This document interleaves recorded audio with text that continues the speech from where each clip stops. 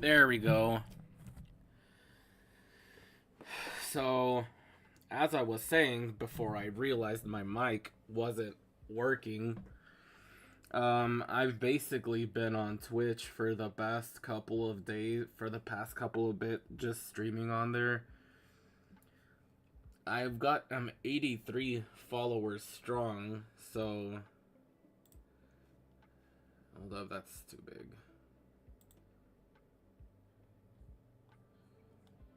Twitch. I can make it a little smaller. Move it to the bottom. There we go. I'm 83 followers strong. And I've grown over there somewhat a little faster than I did here on YouTube, but I won't bore you with the details. So, right here on my desk, I've got 4,000 magic cards. Whether or not we're going to go through them all, who's to say? But we're certainly gonna try. Now let me just clear off some of these here to the side. Okay. Oh, jeez. That just knocked the camera out of focus. Alright, let's see here.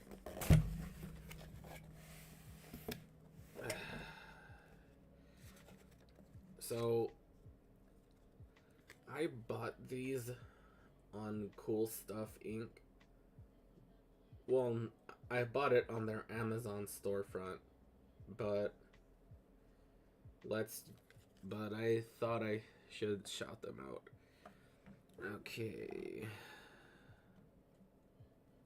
First off,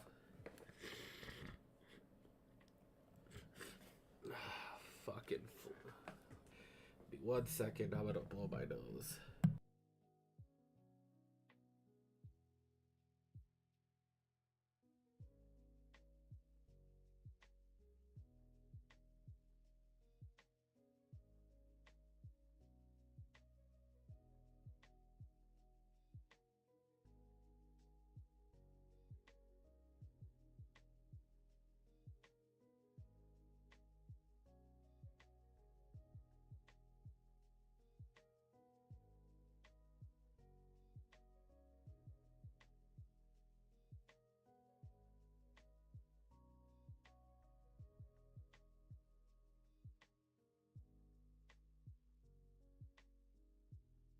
Sorry about that.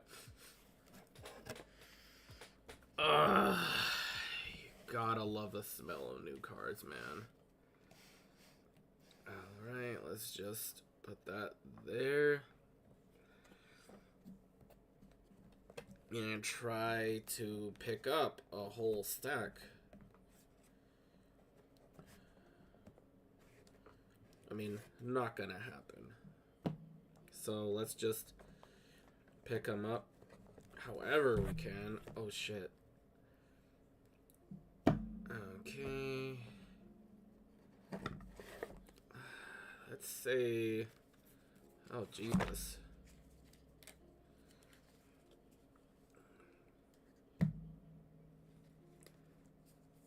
Why are some of these right side up? I'll never know.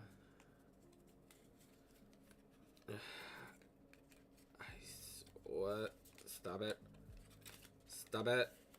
I totally didn't just see which ones they... Now, I've had a deck of Magic cards for a while, but I haven't necessarily, like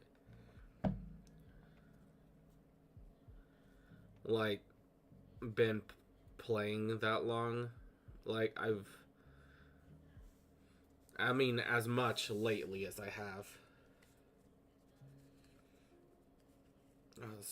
Oh, wonderful. This is, it wouldn't be one of my streams if I... Okay. Up first, Dwarf Geist. When you cast an enchantment spell, you gain 2 life. The 3 seasons.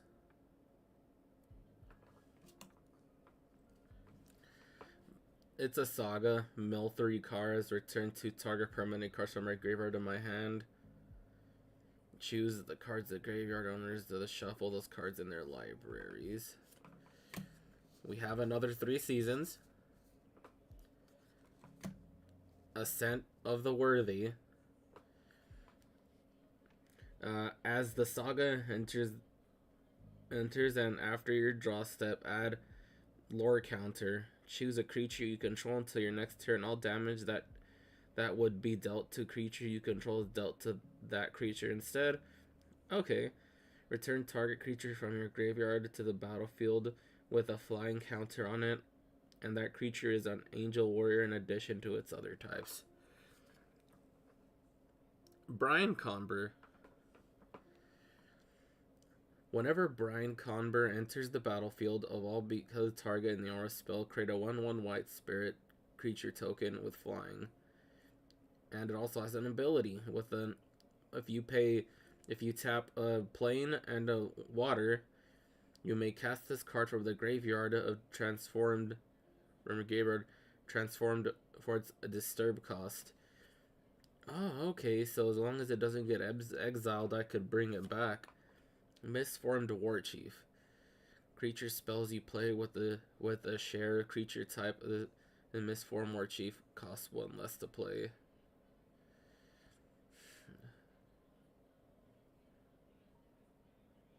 Okay, so he's an illusion, so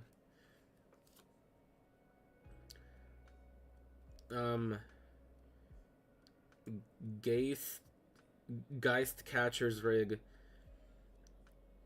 When Geist Catcher's Rig enters the battlefield, you may have it deal 4 damage to a target creature with flying.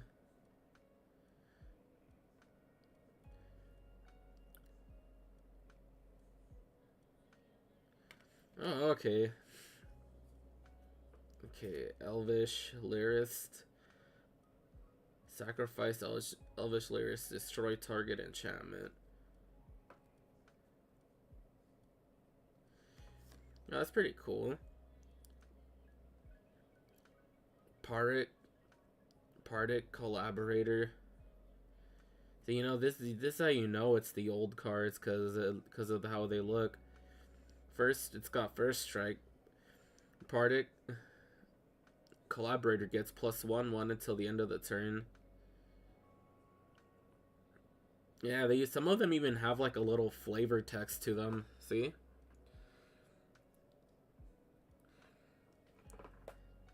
We have been taught that strength is everything. So how long can an alliance with the strongest be a betrayal?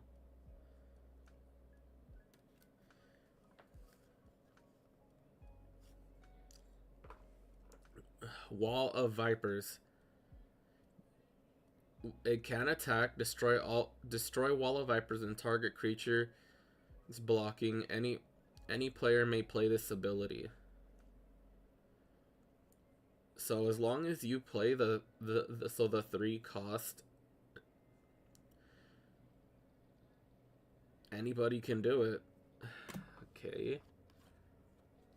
Okay, there's a, let's see. Chief of Edge. Give you a closer look. Other warrior creatures you control gain +1/+0. Not bad. Ghoul's Feast. Target creature gets X plus blah, blah, blah. Target creature gets X +0 until the end of the turn, where is X a number of creature cards in the graveyard. Oh yeah, this card would do amazing in my Necron deck.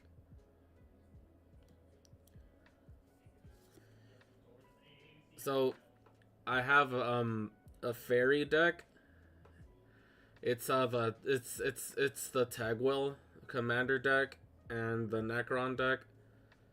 Both decks are powerful in their own right, but they could be stand to improve.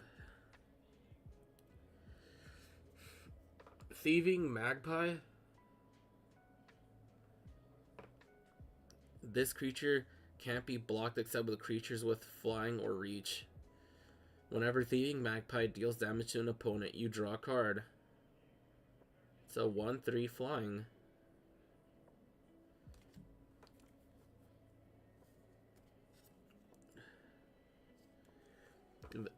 Let's see. There's this one. One of the old art cards. Don't be fooled by the Rider's fluid. Joval Rider? Is that how? Don't be fooled by the Raider's fluid grace. It takes you your practice to ride these beasts. Cavalcade of Calamity. Whatever creature you control with the power 1 less attacks, Cavalcade of Calamity deals 1 damage. Deals one damage to the player and planeswalker creatures attacking.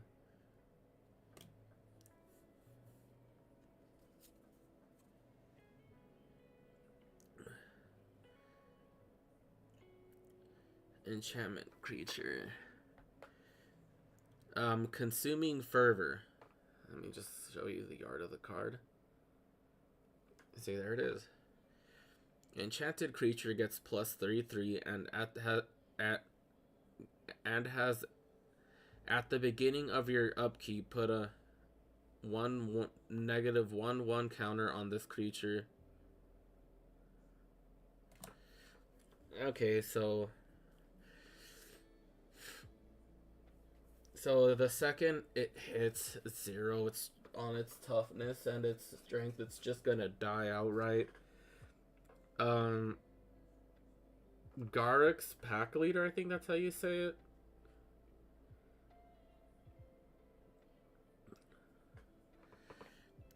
Whenever another creature with power 3 or greater enters the battlefield under your control, you may draw a card. Paragon of Gathering Mists. Or rather, I should be holding it like that so you could see it better and not have to, like, see? He's a human wizard. Other blue creatures you control get +1/+1. Another target, and if you pay his tap cost, which you need to pay an island to do, another target creature you control gains flying until the end of the turn. Oh, that's pretty cool. That's some pretty cool bananas.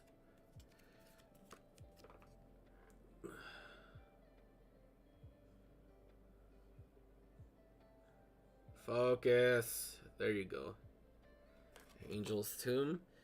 Whenever a creature enters the battlefield under your control, you may have Angel's Tomb become a 3/3 white angel artifact creature with flying to the end of the turn. Up next, we have Vampire Warlord.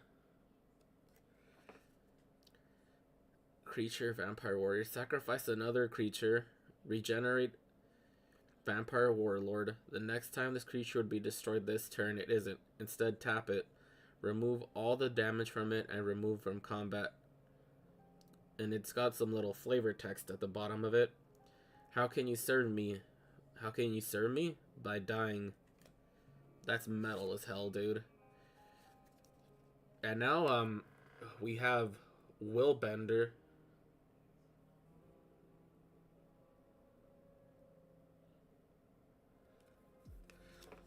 Morph. You may play this face down as a 2/2 creature for 3 cost. Turn face up at any time for its morph cost. When Willbender is turned face up, change the target of target spell or ability with a single target. Oh, okay.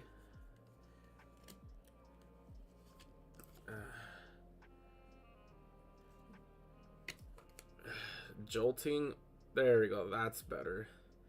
Jolting Merfolk. This creature comes to play with 4 trade counters on it, and with the beginning of your upkeep, remove a fade counter from it. If you can't, sacrifice it. Remove a fade counter from Jolting Merfolk. Tap target creature. Huh.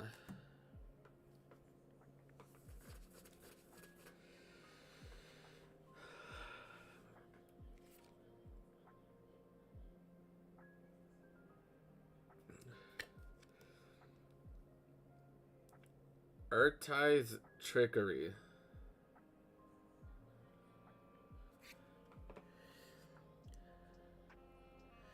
Counter target spell if kicker cost was paid for it.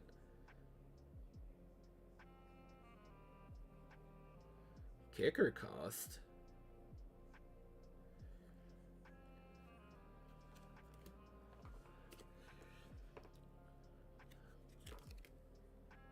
Warden of the Wall. Warden of the Wall enters the battlefield tapped, so when you... I mean, I don't need to explain, for any new people that might watch this. When you tap a creature, you just go like that. So this enters the battlefield tapped as it is. Enters the... and add one mana to your mana pool as long as it's not your turn. Warden of the Wall is a 2/3 gargoyle artifact creature with flying.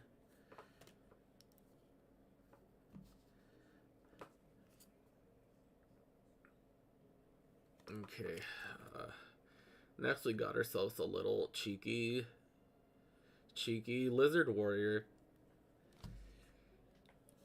Hold on a second.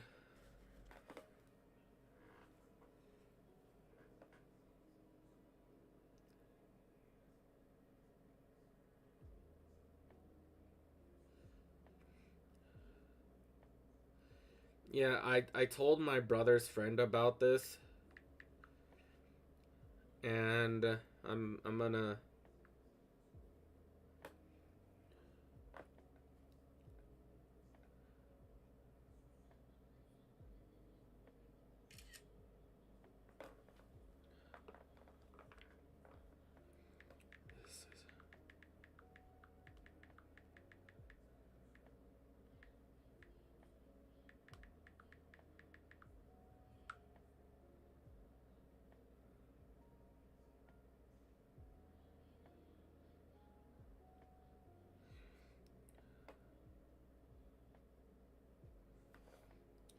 I need to do a...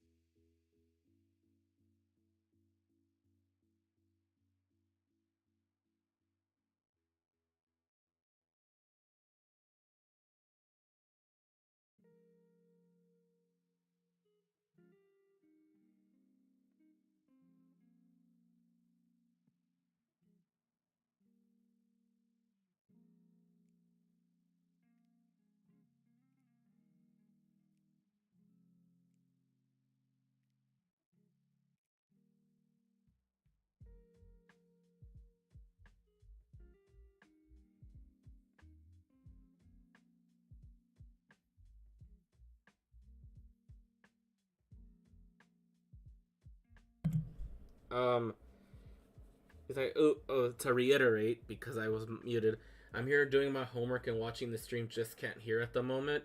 Oh, it's because, I, I had it muted because I was so looking at something. But,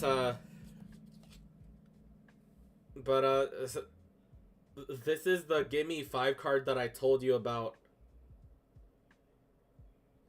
It's completely illegal in Commander, by the way.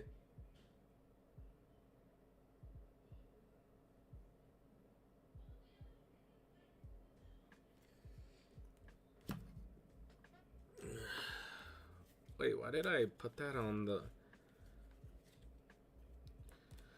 Wait, why did I put Filet Nim in the doubles pile?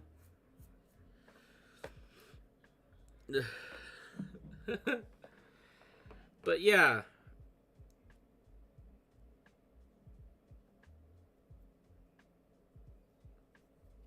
But yeah.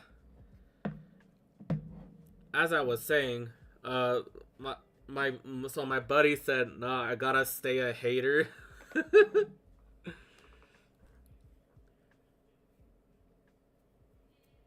So here's the stack of cards that I've gone through, and here's the ones that I have yet to, and the ones that I'm currently going through.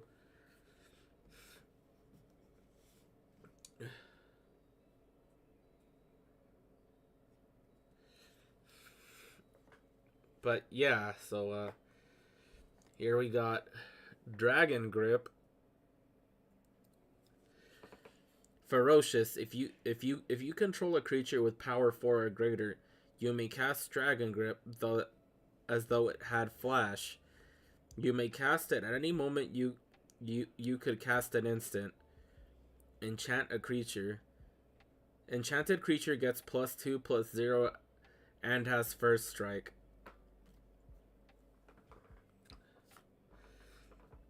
Oh. Why do I get the nagging feeling that a lot of these are just gonna be doubles? Sacrifice Bottle Gnome. We have Bottle Gnomes.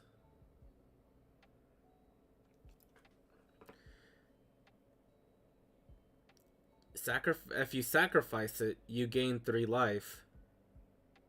Not bad.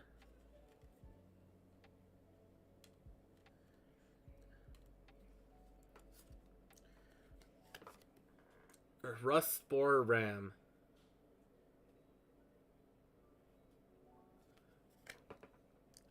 When Rustspore Ram comes into play, destroy target equipment.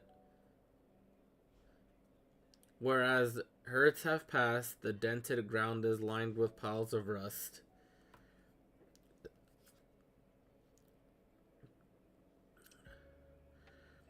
Rod of Ruin. Rod of Ruin deals... Oh, right. Keep on forgetting to actually fucking show the actual, like, card thing. Rod of Ruin deals 1 damage to target creature or player. The good news is that it's too simple. It's so simple, a goblin could use it. The bad news is that it's so simple, a goblin could use it.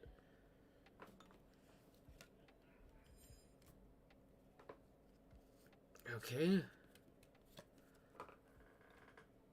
Pathway Arrows.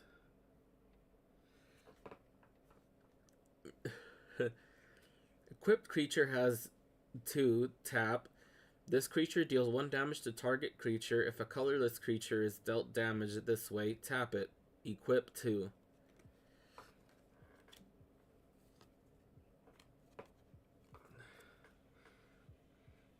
Echo Oracle. Sunburst.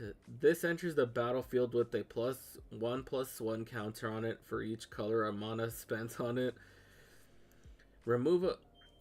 You pay 1, remove a +1/+1 counter from Etched Oracle target. Player draws 3 cards.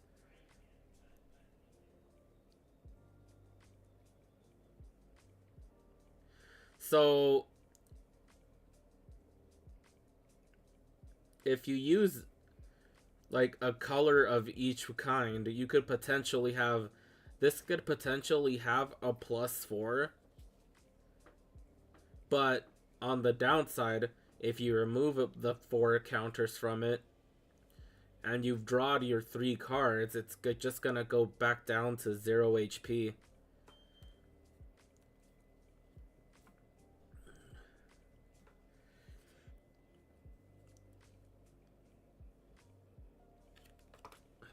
Orzhova, the Church of Deals. Hey yo, a land!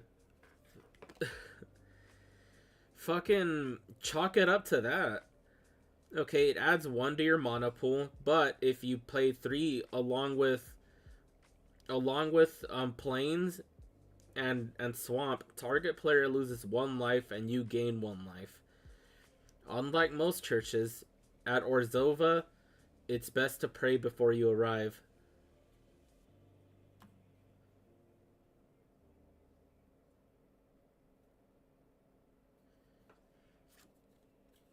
Clockwork Vorak.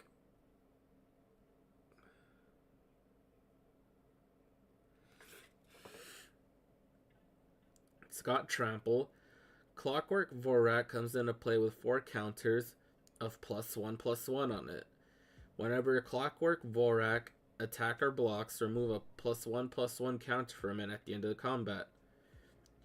Tap, put a +1/+1 counter on Clockwork Vorak. Okay, so it's a 4/4 creature that costs 5 to play.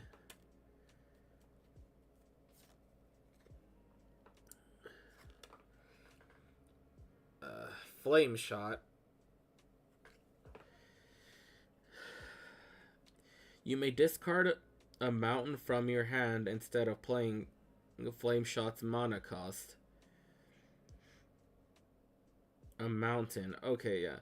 Flame Shot deals 3 damage divided as you choose amongst the number targeted creatures.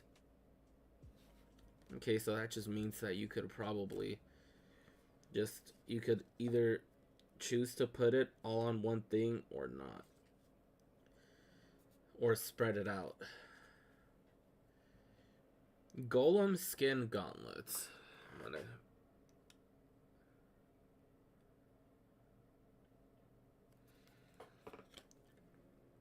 Each equipped creature gets +1/+0 for equipped creature gets +1/+0 for each equipment attached to it. Equip 2. Attached to target creature you control, equip only as a sorcery. This card comes into play unattached and stays in play for the creature leaves play. Anyway, here's this one.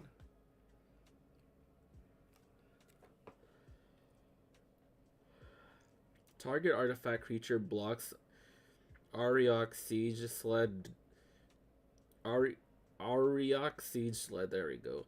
Target artifact creature blocks Auriok Siege Sled this turn if able. Target artifact creature can't block Auriok Siege Sled this turn. Huh? Confusing ass effect.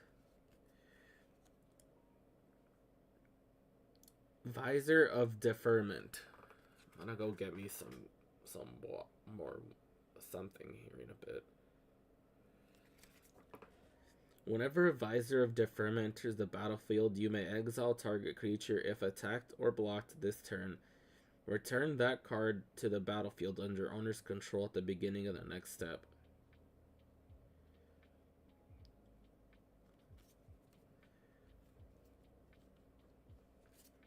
Oh right, that's what I just said I was gonna do. So I'll be right back, and I'm gonna leave you in the cool stylings of the chill music, which is probably, there we go, we put it up a little more, and I'll be back.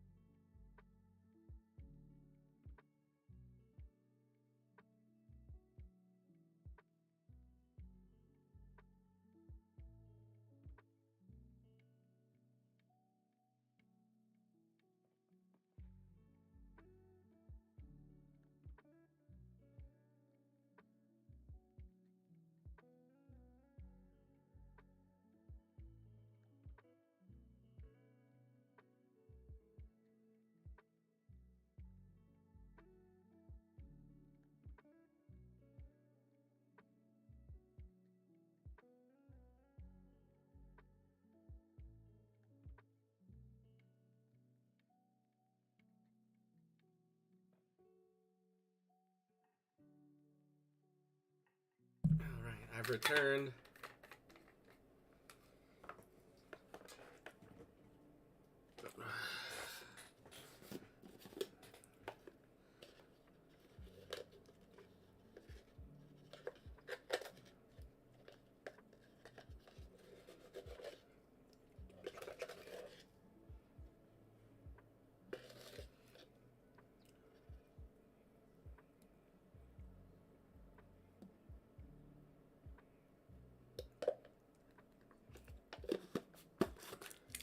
I think, Nate, if you're hearing, if you can, I think out of all of the G Fuel flavors that you let me cop, I think this one has to be my favorite thus far.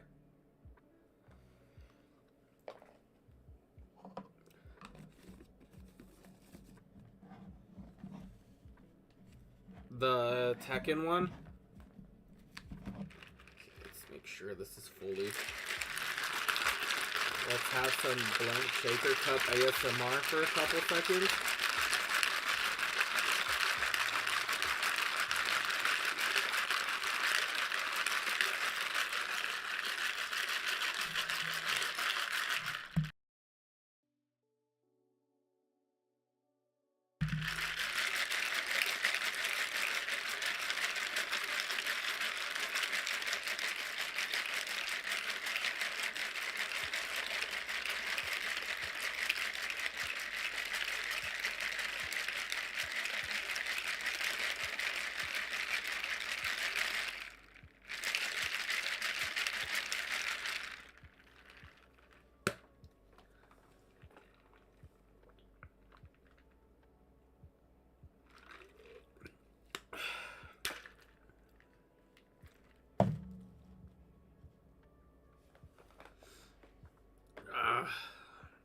Okay.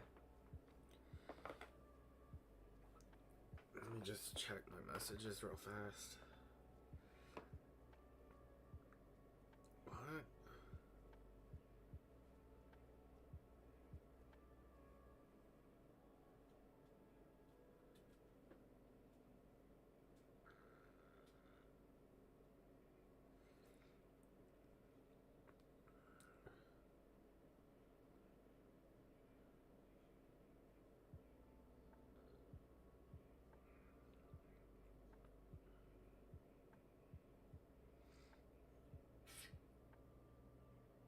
The fuck was that?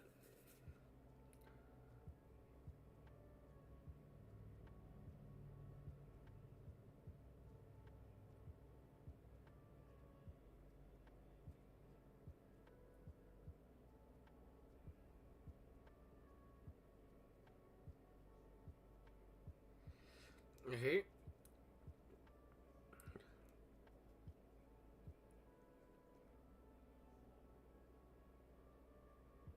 Okay, one thing.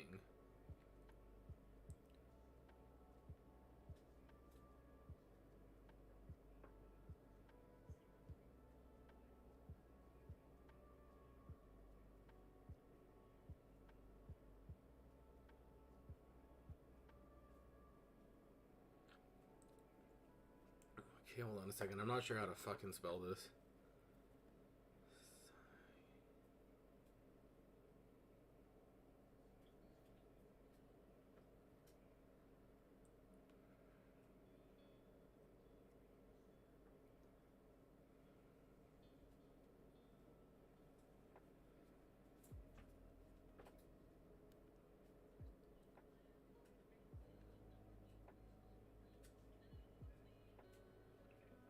Alright, I figured out now.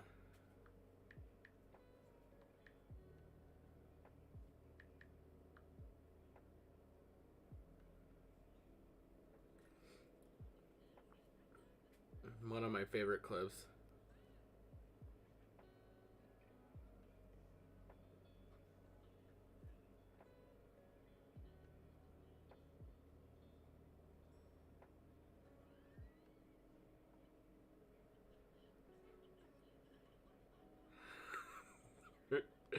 Whoever says you're bad.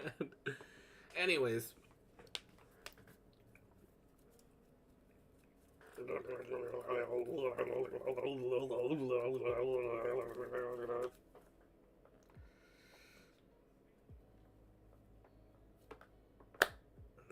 a little silly. We are at the hour mark. A couple minutes anyways.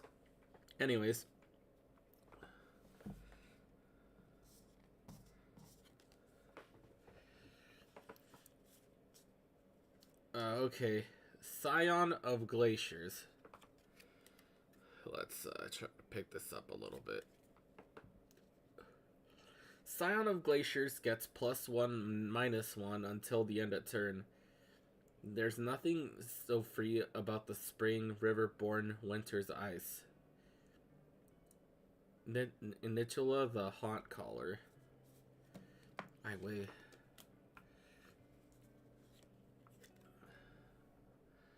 Advanced switching? Stitchwing? Right. Okay, we'll do this by the thing. Crunch Wrangler?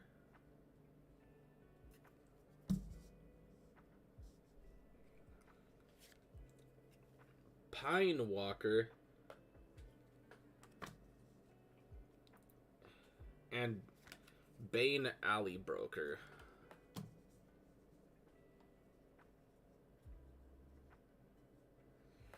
So, Stitchwing. Flying. Discard 2 cards. Return Advanced Stitchwing from your graveyard to the battlefield tapped. Crunch Wrangler. He's got Trample.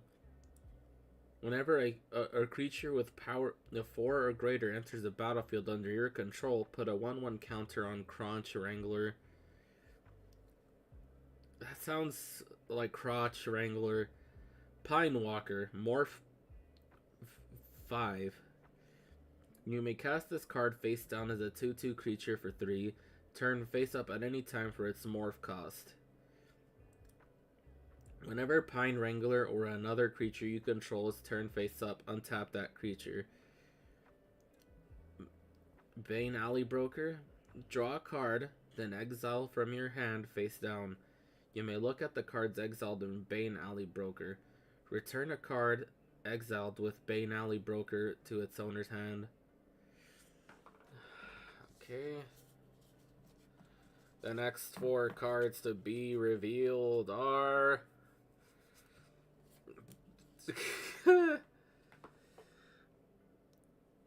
Okay. Barter in Blood. Staff of Wild Magus. Flamecast Wheel. I need to move that for a sec. Fog Bank. Fright Shroud Courier. Lightning Dart. Goblin Berserker, and Ventra Snapper. Alright, let's read these out, shall we? Barter in Blood. Let me just show you real fast. Each player sacrifices 2 creatures. Wow, I really just cannot speak right now. It's insane. So each player sacrifices 2 creatures.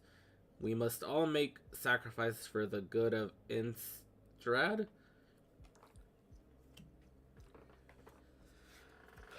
Staff of Wild Magus. Whenever you control, cast a green spell or a forest enters a battlefield under your control, you gain 1 life.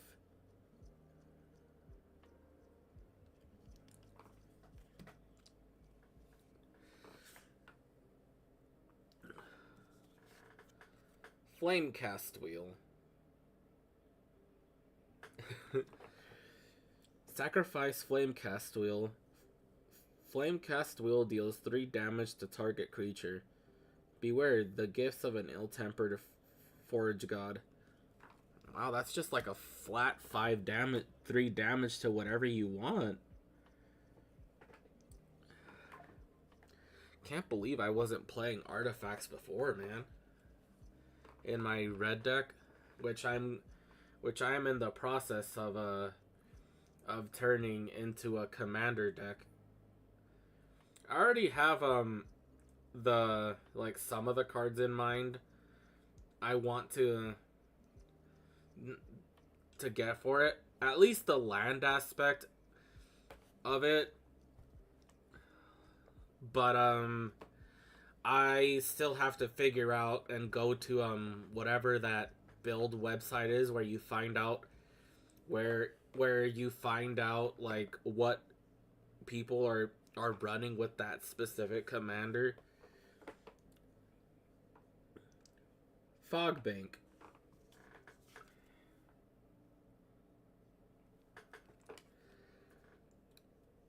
This creature, it's a wall, so it can attack, flying, prevent all combat damage that would be dealt to by Fogbank. Dealt to and dealt by Fogbank. So, what's the point? Like, dealt by Fogbank? Oh yeah, you're gonna, like, hit somebody with a cool 0 damage. But I guess that's the idea. Oh, wait.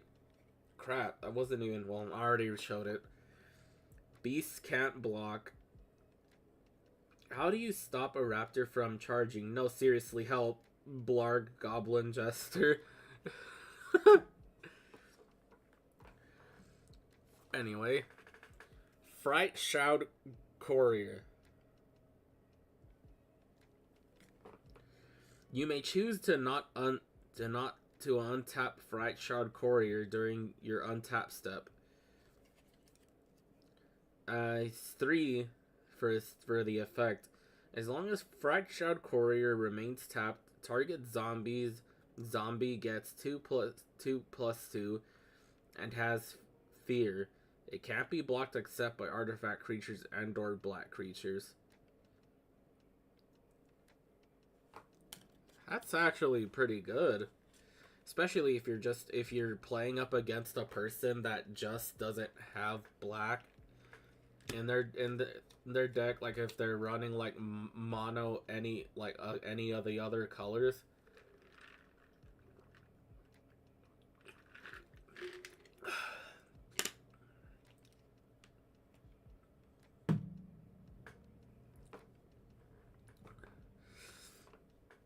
Lightning Dart.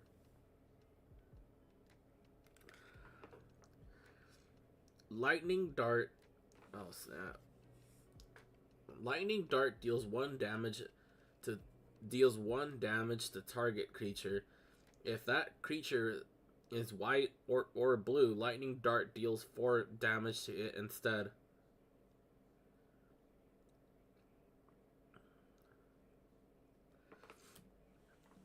Damn, that's pretty good. Anyway, Goblin Berserker. First Strike Haste. This creature may attack and tap. Turn it comes under turn it comes under your control. Goblins don't know the meaning of the word tactics or the word meaning for that matter.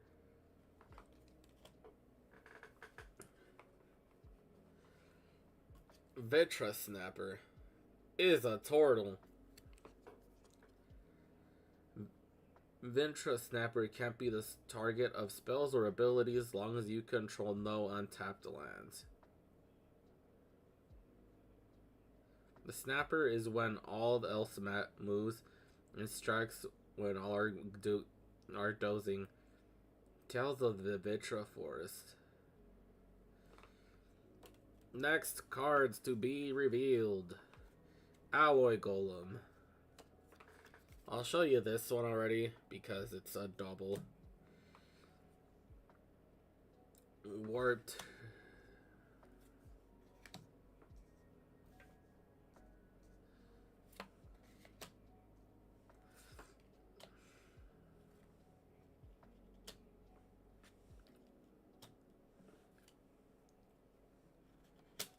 Yeah, it seems to be making the revealing 8 at a time seems to be moving this a lot quicker.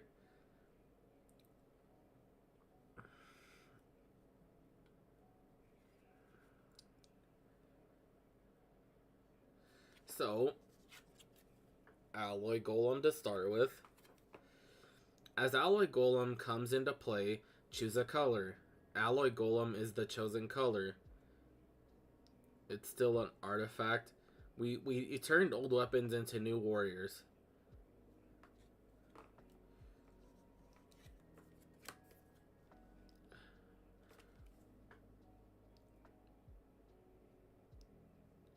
Warped Researcher.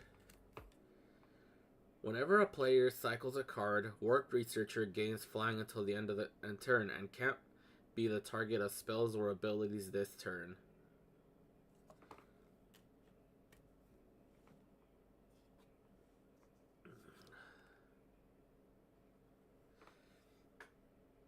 You got this now. Flowerstone Armor. You may choose to not untap Flowerstone Armor during your untap step. 3 tap target creature gets +1/+1 as long as Flowerstone Armor remains tapped. Flowstone. Oh, okay. I've been saying it wrong the entire time.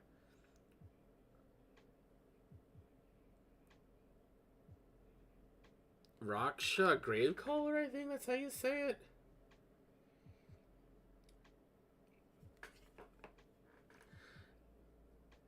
Cat Demon? Exploit. When this creature enters the battlefield, you may sacrifice a creature. When Rakshasa Gravecaller exploits a creature, put 2/2 black zombie creature tokens onto the battlefield. Huh.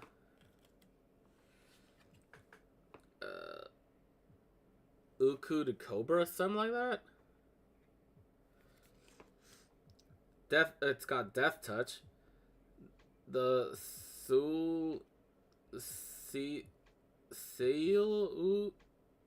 Gar. The Silum, I don't know. Hide behind the deadly wildlife with their swamps. They'd rather scheme in their jungle places than face us. That was painful to listen to. Youthful Scholar.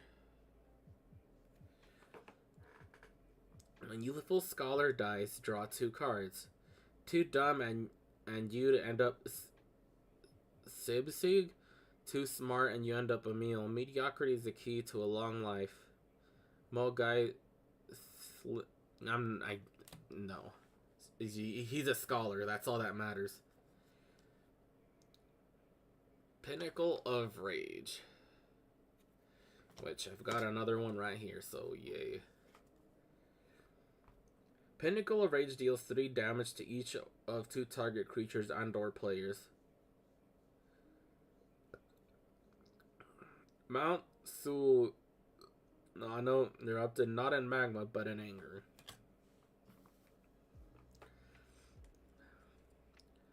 Smog Steed Rider. Oh, right. We had one more. Rolling Tremor. Rolling Tremor deals 2 damage to each creature without flying. Flashback 6. You may cast this card from your graveyard for its flashback cost, then exile it. Oh, okay, so it's a play from the grave. Anyway, Smog Steed Rider. Razor Hippogriff. Anyway, let's...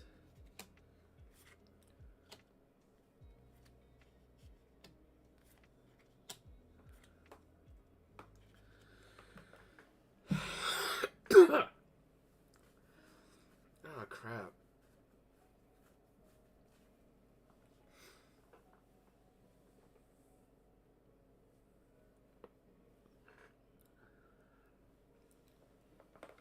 Yeah. Holy shit, dude.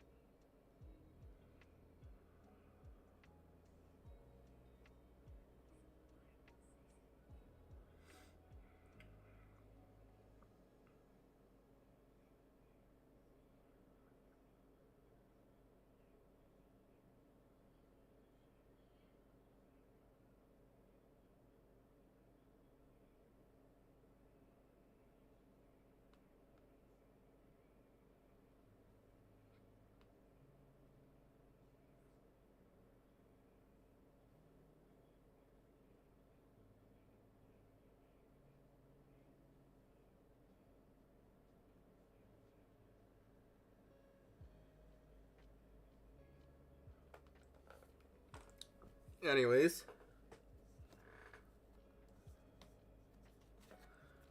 Smog Steed Rider. Whenever Smog Steed Rider attacks... I need to stop doing that. Whenever Smog Steed Rider attacks, each other attacking creature gains fear until the end of the turn. You know what? Let's look that up.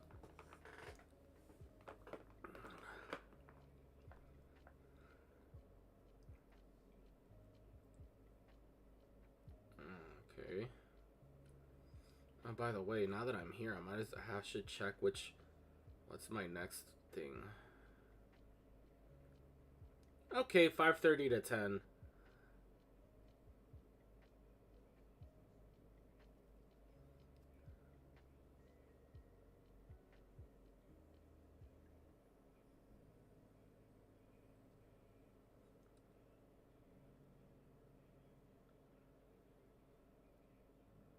Okay.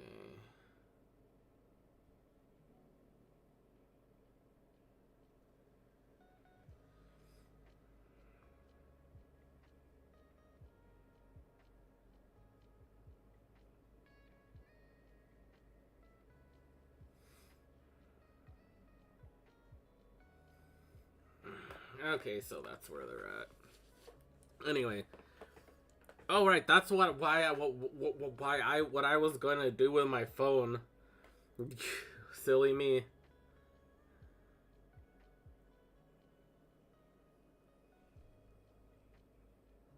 Okay.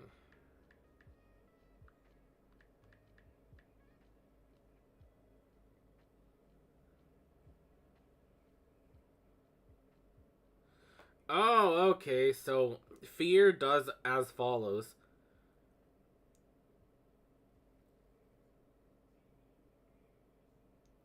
It basically it's an blah, I cannot talk right now, dude. It's crazy. Fear is a keyword ability found primarily on black creatures. It's an evasion ability that allows a creature to only be blocked by black or artifact creatures.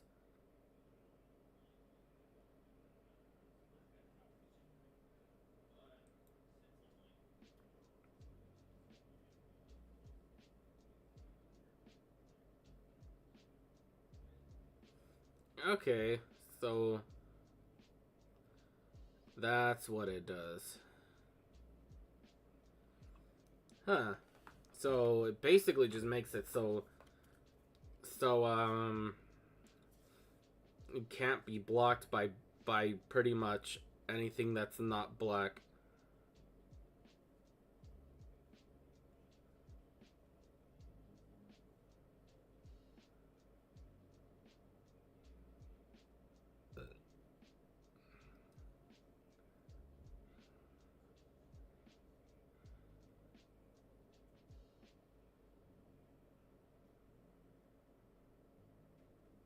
Okay.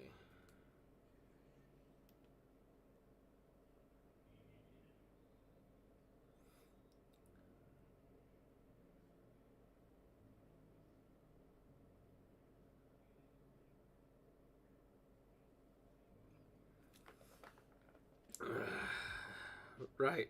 An entire order of mages to draw their power from Ramika Smog, yet another indicator with Swords Decay. Okay.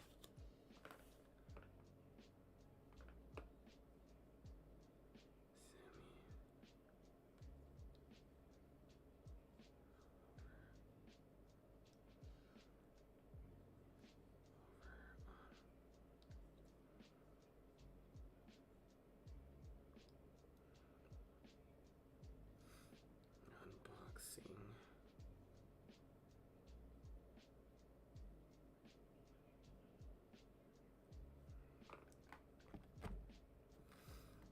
This isn't my stream, but it's a community members, and I'm just popping in and gonna lurk while I do this. Anyway, Gore Vassal. Sacrifice Gore Vassal, put a -1/1 counter on target creature, then that creature toughness Creature's toughness is 1 or greater. Regenerate it. Is it a vassal for gore? Yeah, I'm assuming so, cause so this is what it is. What it does is that you put a 1/1 counter on it. That's a creature toughness. Blah, I cannot speak. Damn it. Put a negative 1/1 counter on creature. Then, if that creature's toughness is a 1 or greater, regenerate it. Yeah, I mean, I would say so.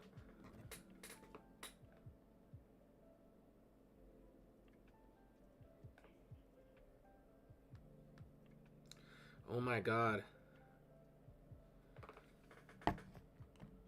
Fucking Joseph whipping out the Tommy gun.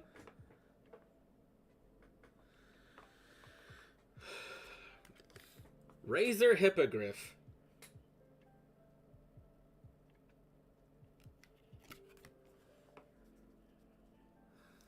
Flying. When Razor Hippogriff enters the battlefield, return target artifact from card from your graveyard to your hand. You gain life equal to the card's converted mana cost.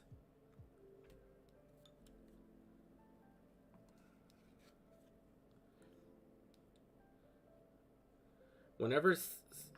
Oh.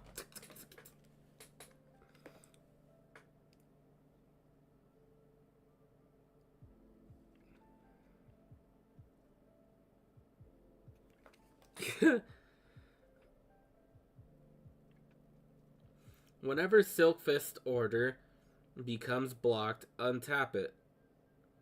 Hands weave life and death, interviewing spirits net, tapestries and shrouds.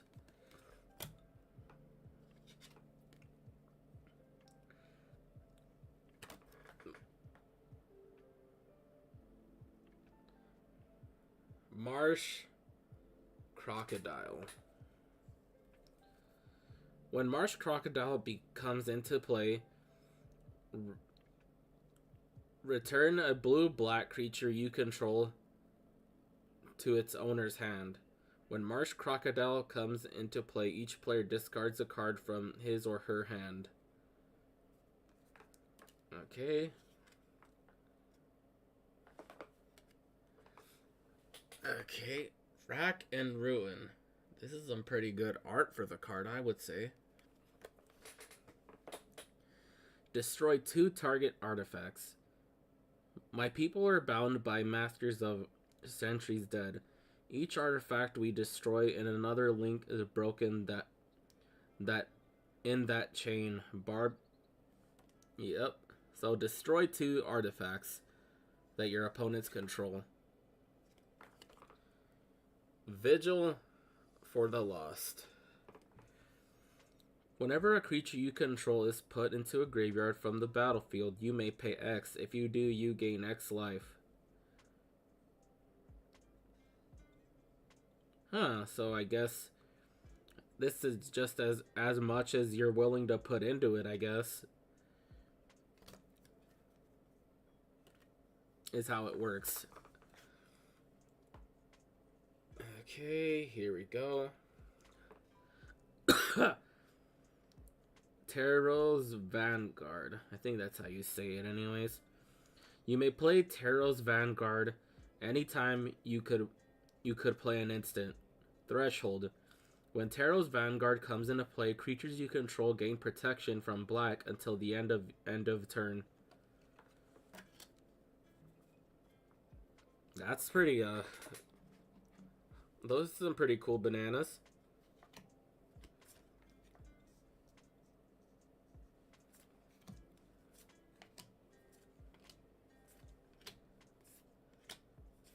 Okay, there we go.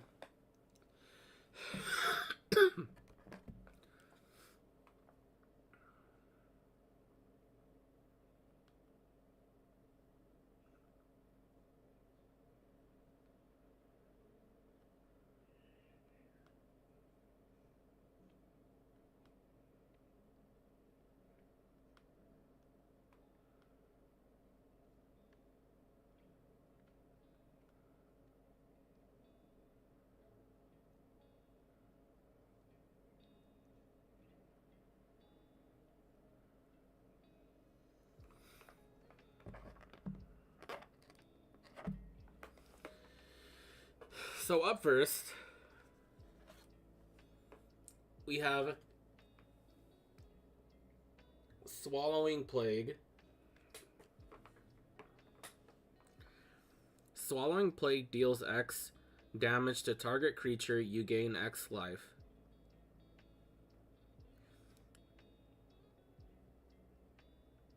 So, how are we calculating damage on this one?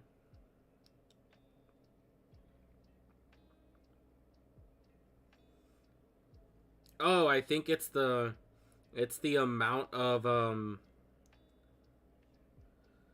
I think it's how much mana you pay into the card for activating it. Okay, that makes more sense. Dance of Shadows.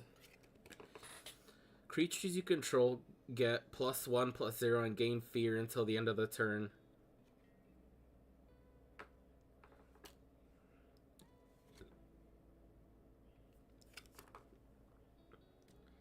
Soil Shaper.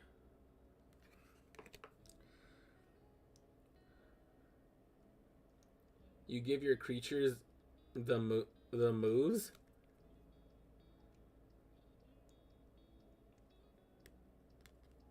Yeah.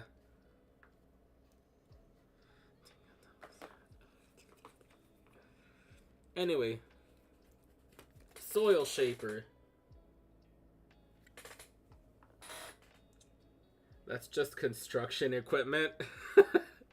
Exactly. Whenever you play a spirit or arcane spell, target land becomes a 3/3 creature until the end of the turn. It's still a land.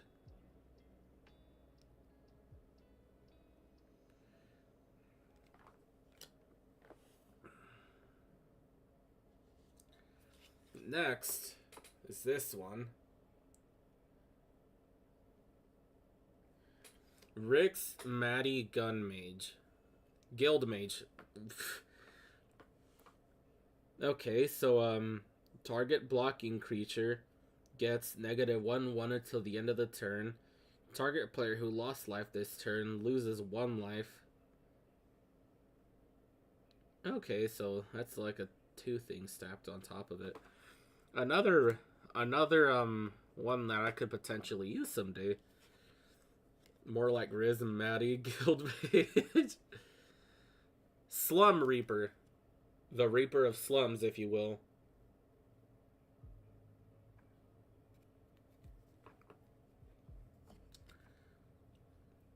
When Slum Reaper enters the battlefield, each player sacrifices a creature. It's a horror.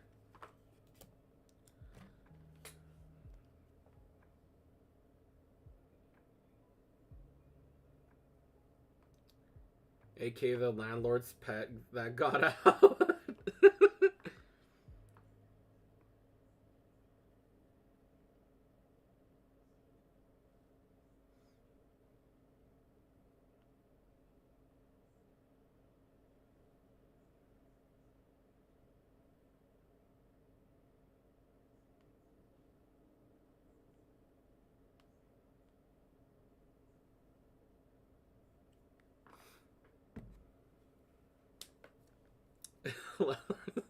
Slum Reaper. See red. Because he in fact sees red.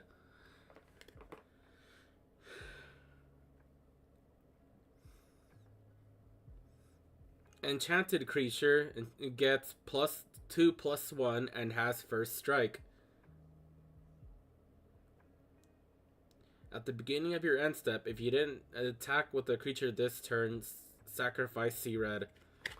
I think it's because, like, if you'll notice, like, their eyes, like, are, like, a glowing red. So, I guess that's why it's called Sea Red. It's not the fact that it's, like an actual red sea or whatever. Rage mode? Yeah.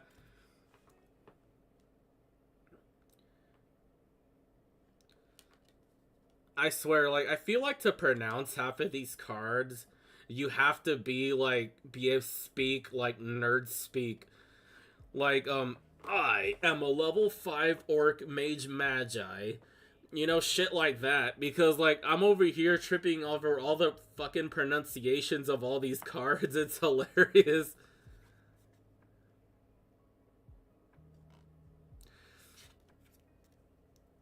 New. So, this guy now. New Frat Av Guild Mage, I think is how you say that. Target creature gains flying until end turn. It's detain target non-land permanent an opponent controls. Until your next turn, that permanent can attack or block, and his activated abilities can't be activated. Oh, wow. Did the old guild mage have a less gay name? I mean, maybe. Or maybe his name was Silly, or his other name was Silly, so he changed it to that.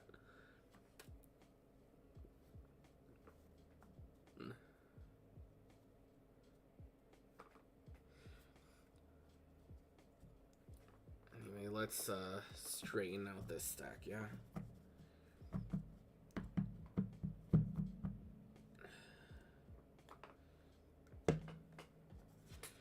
Here we have Bush Strider.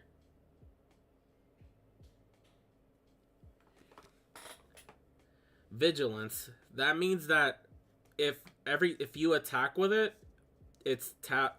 Normally, when you attack with the creature, it's tapped, but with Vigilance, it doesn't. Anyway, Magistrate Ludi agreed to designate land for the Bush Striders only after several broken windows and dozens of missing Blinny cakes. I don't even know what a Blinny cake is.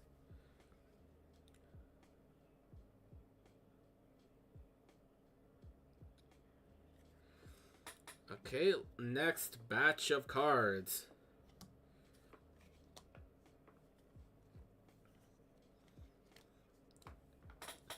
And then here, I should probably move this out of the way better.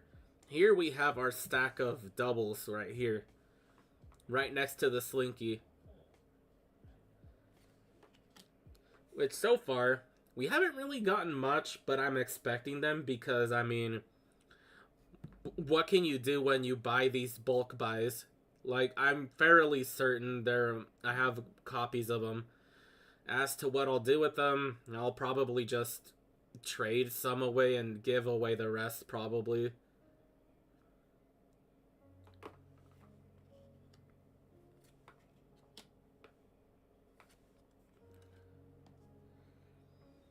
Okay. Good kindling just in case.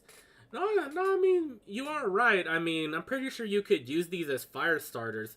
Oh, speaking of which, there was a double card immediately right there.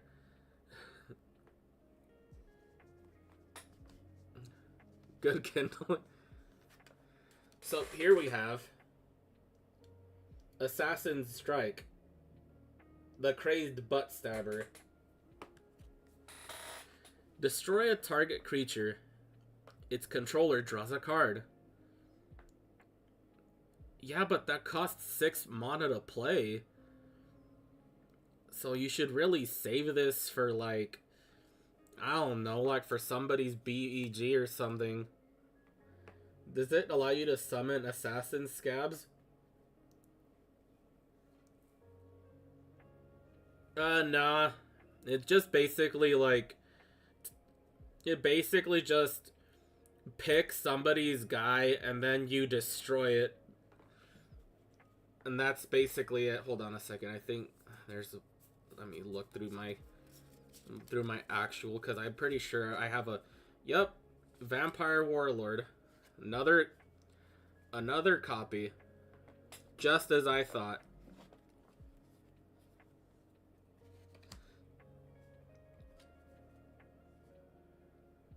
Just as I thought.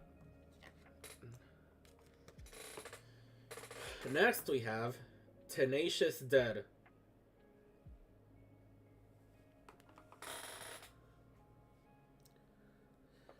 When Tenacious Dead dies, you may pay 2 mana, a swamp, and a colorless. If you do, return it to the battlefield tapped under its owner's control. That card probably rocks. I mean, yeah, like, it pretty much doesn't die unless you, like, banish it. I mean, and for the low price of 2 mana to just keep on bringing it from the dead, like, it's really not that. So for a 1-cost creature, that's good. At least I think so, anyways.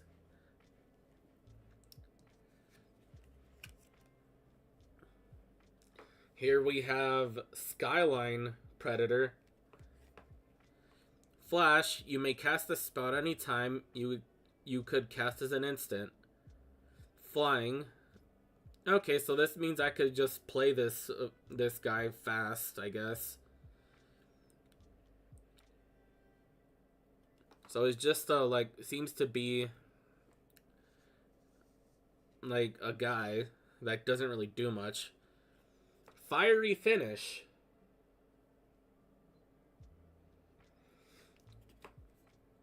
Fiery Finish deals 7 damage to a target creature. Dude, that's awesome.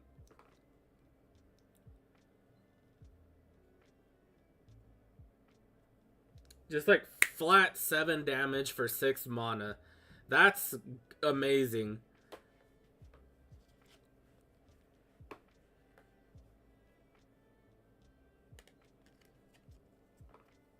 And then we have Ordeal of Erebos, aka banned. Probably, shit. Magic the Gathering does have its own ban list.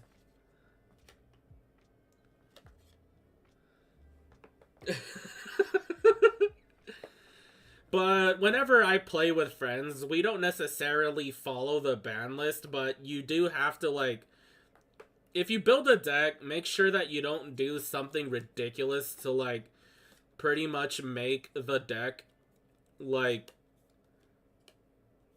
Therapist of Erebos.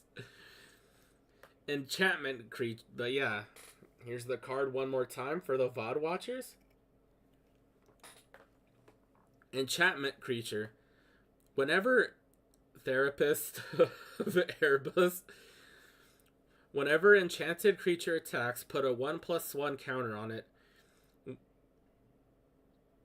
Then, if it has a 3 or more +1/+1 counters on it, sacrifice Ordeal of Erebos.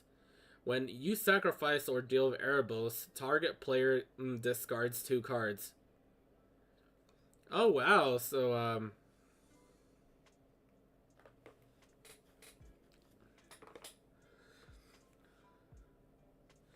alright, oh right, copy. Surprisingly, not that many out of the stack of out of this stack I'm going through right now. Arashin Warbeast.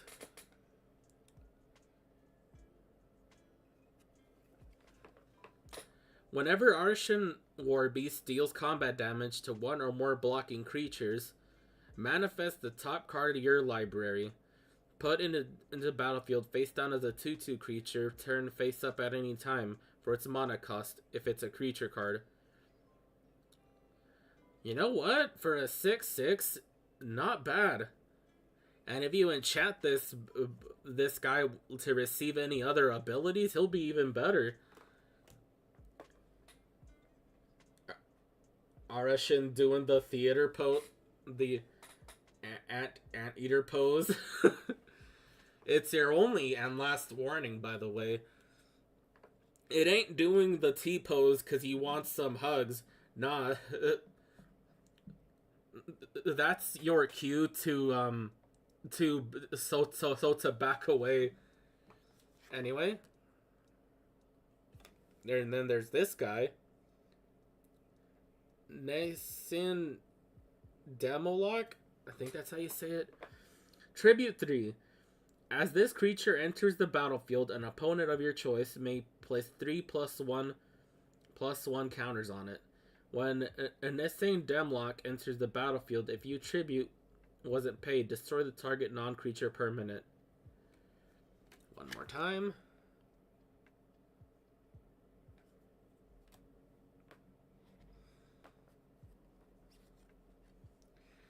Okay. Short for demolition, okay. Honestly, yeah. Like, so with a lot of these effects, like it could be summarized by like a couple of words, but for whatever reason you have these walls of text. I mean, it's still not as egregious as Yu-Gi-Oh! What it's become.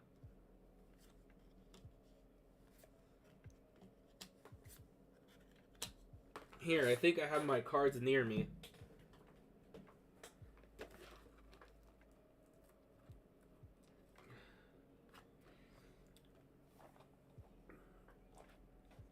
Yeah, I do have my cards near me.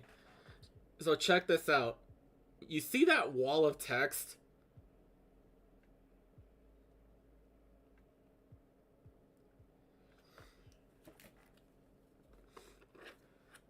So, but what this card does, Luna Light Leo Dancer, it can't... That's a weird looking magic card, I know, right? Totally didn't just, break continuity of stream continuity by showing you another trading card game. I would never. The very idea.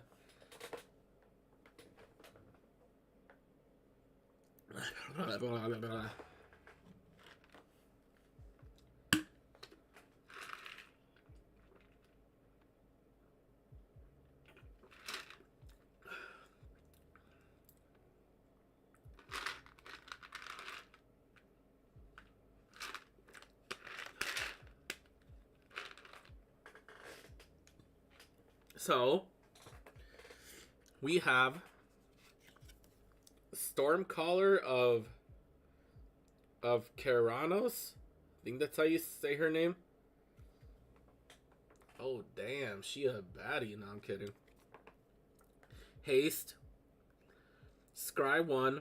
Look at the top card of your library, and you may put that card on the bottom of your library. I want to be her caller.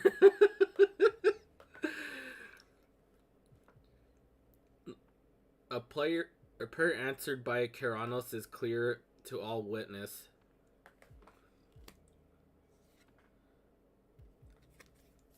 That Exclusion Mage.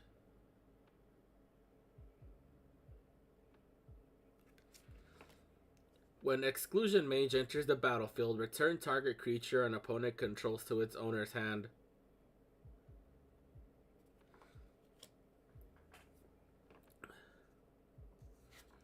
Golden Hydox.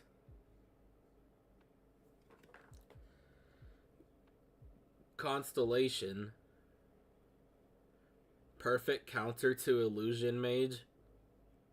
Inclusion Mage, exactly. Oh, okay. Constellation. Whenever Golden Hydox or another enchantment enters the battlefield under your control, target creature must be blocked this turn if able.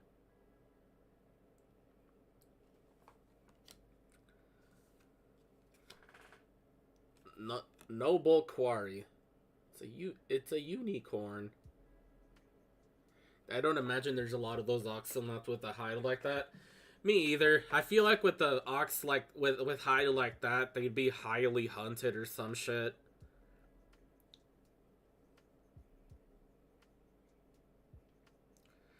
Bestow 6. Why does a...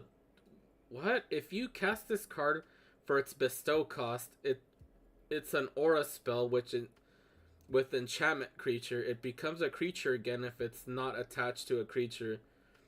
All creatures able to block noble quarry or enchanted creature do so. Enchanted creatures get +1/+1. Oh, okay. I don't imagine there's a lot of those oh, right. Yeah. Okay, I tripped me up because, like, Warden of Evos Isle. Flying, flying creature spells with flying you cast cost 1 less to cast. On Evos Isle, the swift and formidable Avian enforce the will of ruling sphinxes.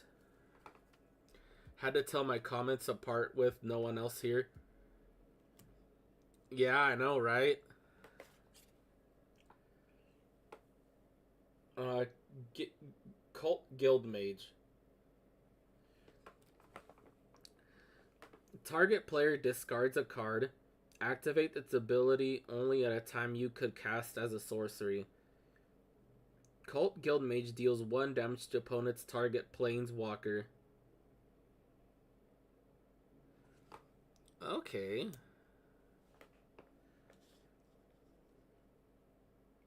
I wonder if he gets mad when you say he's in a cult. I mean he might. You're like, it's not a cult, okay? It's a religious organization.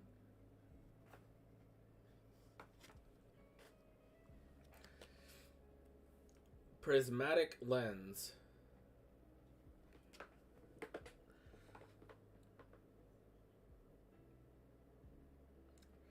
Add colorless to your mana pool. Add one many color. Add 1 mana of any color to your mana pool. I guess this also means that, like, if my opponent has some mana color that I can't produce, this might take care of that. I'm gonna have to get my homie to read me the wording of it more thing. AKA just a kaleidoscope. Yeah.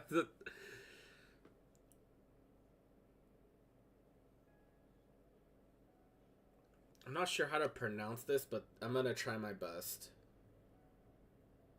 Cloistered Youth. At the beginning of your upkeep, you may transform Cloistered Youth. Like oyster Pokemon? Huh. I heard her talking in her sleep, pleading, shrieking, and snarling. It was not my daughter's voice. That's not my daughter. Okay, so it's like some sort of like furry or something.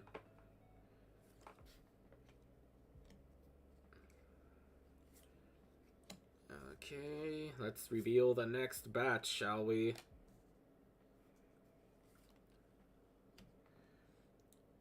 It's a spirit that imitates loved ones. Oh, okay.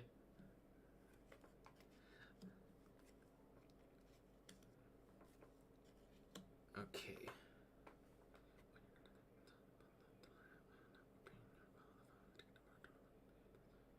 Okay. Okay, let's not get banned for people seeing my wallpaper.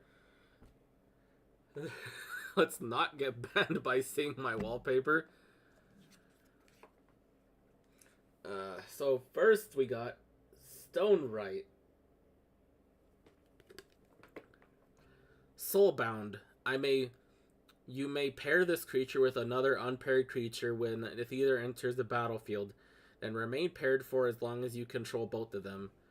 As long as Stonewright is paired with another creature, each of those creatures has a mountain. This creature gets +1/+0 to end of the turn. More like strong wrong. Oh. Yeah. Rage Extractor. How do you extract rage?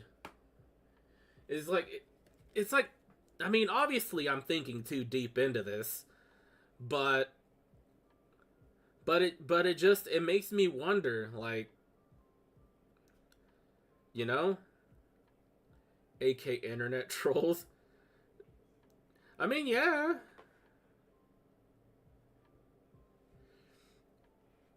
Okay. It it's been 48 years. Oh, hey Furret, what's up, bud? It's been well, I can't deny that it has been a while. But how have you been, man? And a rage extractor. It has like whatever that symbol is, honestly. It's got like a little circle. It can be paid with either mountain or life. Oh, okay. You could either when it has the little red circle with the like that, it it means that you could pay life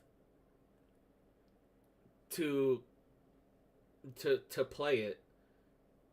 You could either use or you could just cast it with mountain color. Anyways, whenever you cast a spell with life in its mana cost, that's a 5 symbol. Fee, pretty good. I gave birth to a total 23 shiny Ferret eggs in the time it's taken. Dude, that's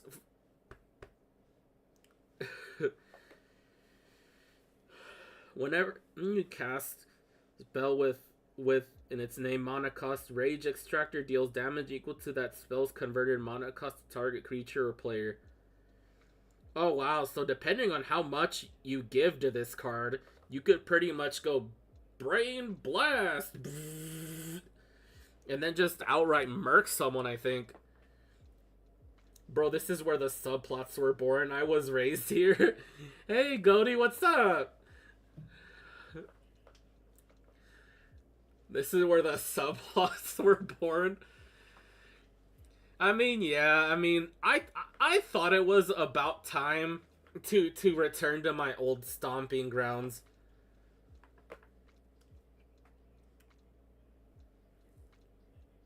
I was raised here.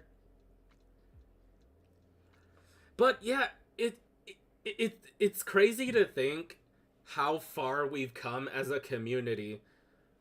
And it's more evident with Sumi and Ren.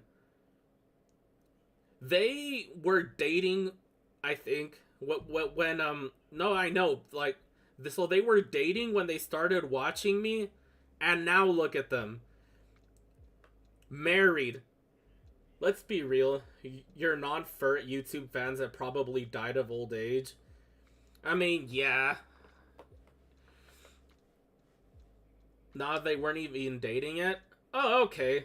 Well, I mean, well, they went from not dating to married. So I'm basically one of those YouTubers slash Twitch streamers so that people grew up watching. And it's crazy for me to think that. Well, rather to know it. And I know I'm not the best creator. Remember when you thought them dating was a subplot? Yeah, that's the crazy part. Like,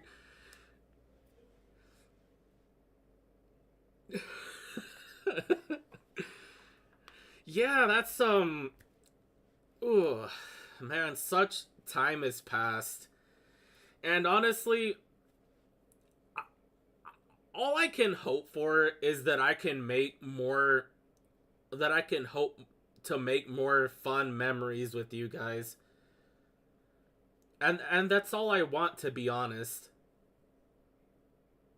Iron, I'm about your age. I'm about to age your decrepit ass. It's only been 2 years.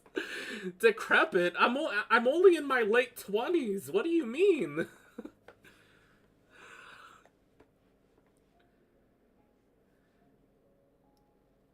Oh, but it's been 2 years.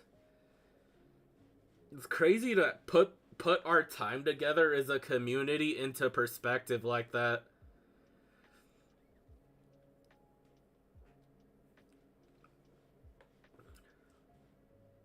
late 20s, so you're basically a grandpa. Got it.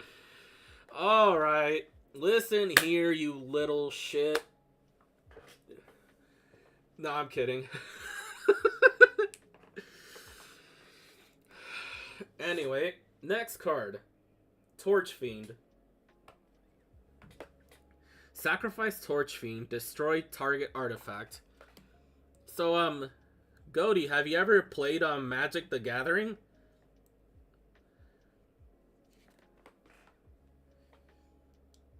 Death Frenzy. All creatures get negative 2/2 until the end of the turn. Whether a creature dies this turn, you gain a 1 life. Okay, so... Desperate Ravings. Torch Fiend? That's what I called a random guy 5 years ago. I thought how to use... I taught a Bic lighter. That's what I... Desperate Ravings. I mean, is what you really would say, but like a person with a fucking... Like, so that's slowly losing their mind, so I guess, but I guess that's what the card is meant to depict. Draw 2 cards, then discard a card at random. Flashback 2. You may cast this card from the graveyard from its flashback cost, then exile it.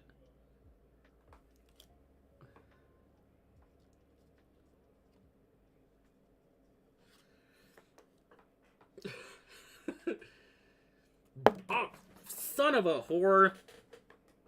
I dropped it.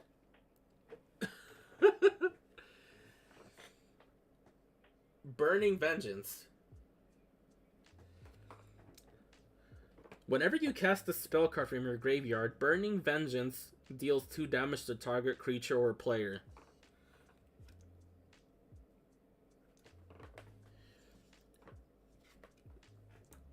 Everflame Eidolon? Bestow 3. If you cast this card for its bestow cost, an aura spell with enchantment creature, it becomes a creature again. If it's not attached to a creature. Everflame Eidolon gets +1/+0 until the end of turn. If it's an aura, enchanted creature gets +1/+0 until the end of the turn instead. Okay. Oh yeah, that's right. I totally forgot. I could potentially make a commander deck out of the Magic cards you gave me, Ben. Like, so they're put up somewhere in my room.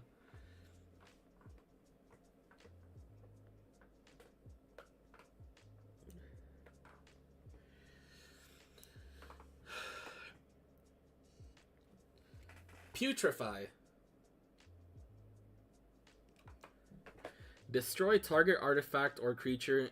It can't be regenerated.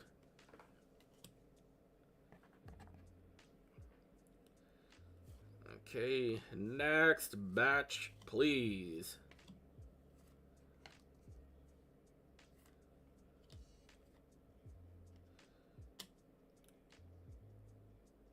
Sounds like they belong in my new Nurgle army. I've come to tickle that Mexican pickle. I mean, yeah. Oh, no.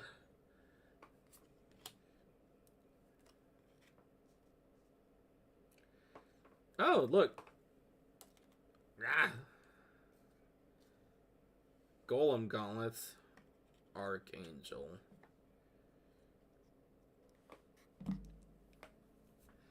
Oh, no. Oh, boy. Here comes the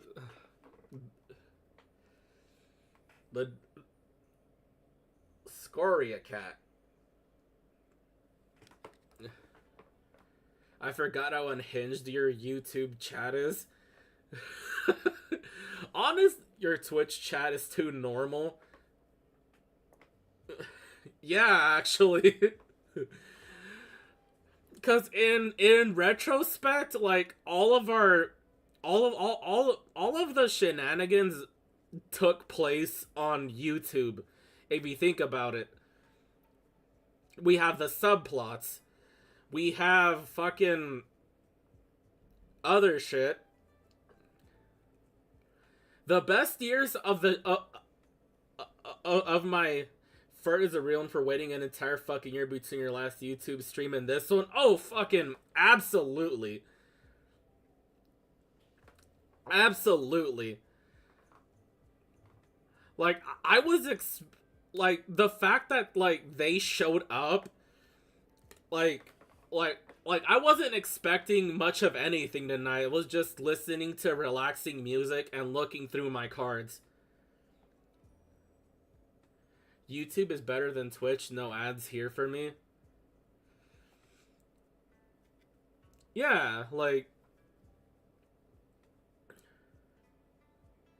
bro's been waiting for longer to return to his dad for the milk. Dude. You know that one scene from okay, you know that scene from so from Futurama where Fry's dog waited for him outside of Panucci's Pizza? That's Furret. Furret it is Fry's dog. Oh, that's sad to think.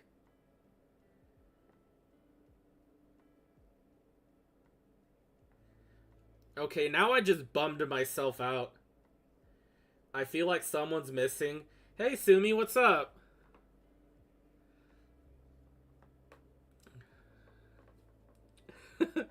Scoria Cat. Scoria Cat enters. The cat gets 3+3 along with as long as you control no untapped lands. Okay, so this is a 6/6 creature right here. As long as my lands aren't, as long as I control no untapped lands. So that's pretty cool actually, and it's a 5-cost creature.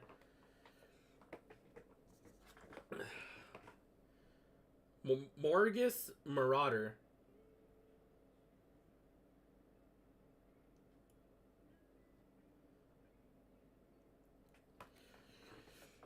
When Morgus Marauder enters the battlefield, up to X target creatures each gain immediate intimidate. I still can't read. Yeah, what's up? What's up, Sumi? And haste until end of turn, where X is your devotion to black. Oh, okay.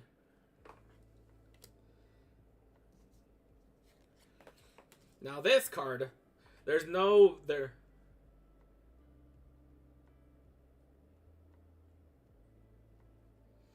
There's no bones about it. There's no nothing, no unalive, no nothing. This is just straight up murder. Destroy target creature for the cost of 3. Not bad.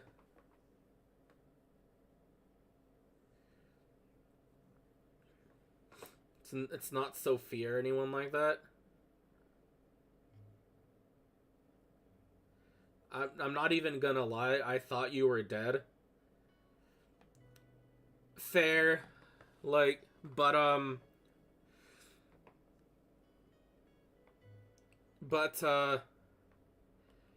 not really much has changed with me. Except for the fact that I started taking antidepressants.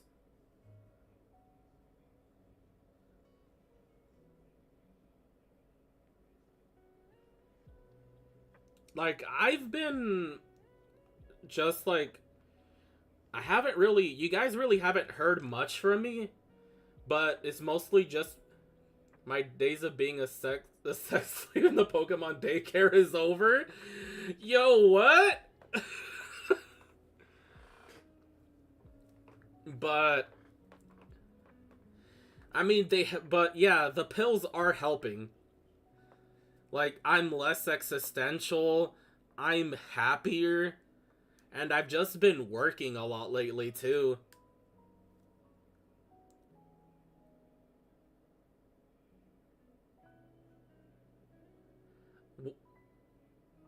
What's with the ... Nate? Oh, not so don't you don't gotta worry about fur, Nate. This is basically the duality of my community. It's unhinged as shit. My YouTube chat, like, think Lonnie but on speed.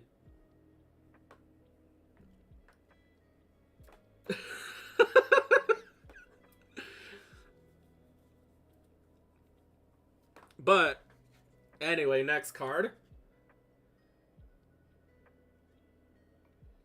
Twitch chat is normal. YouTube chat is on something. Yeah. Not something, on all of it. Grasp of Darkness. It's usually the other way around. Not for this community, it's not. Target creature gets -4/-4 until end of turn.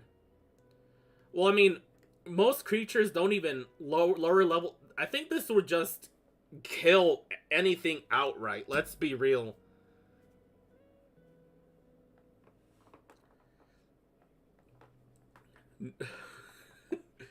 But no, yeah, like, my Twitch chat is just downright normal, dude.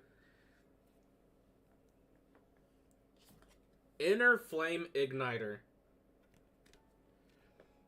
Creatures you control gain +1/+0 until the end of the turn. If this is the third time this ability has resolved this turn, creatures you control gain the first strike until the end of the turn. Polarious Predicament.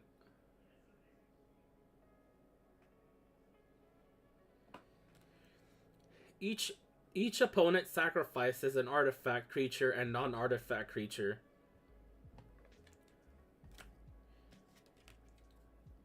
Winterflame.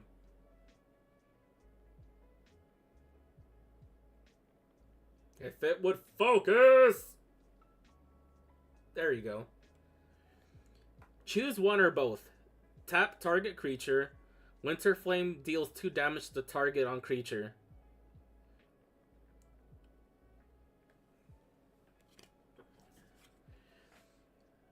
Then we have Archangel.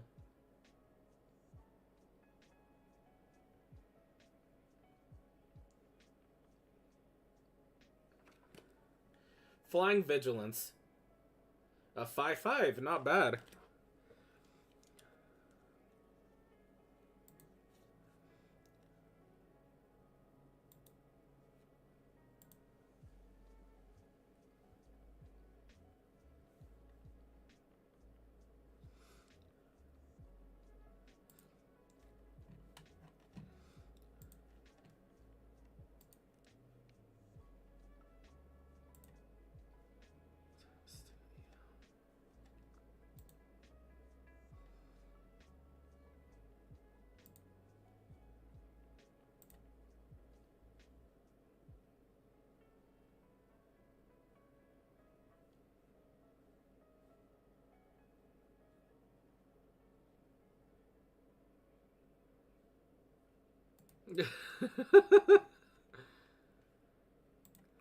Twitch chat is normal. You calling me normal? Oh no, I never said that. Not once. Don't put words in my mouth. I never said that. Build. Okay, let's reveal. Okay, there's a copy.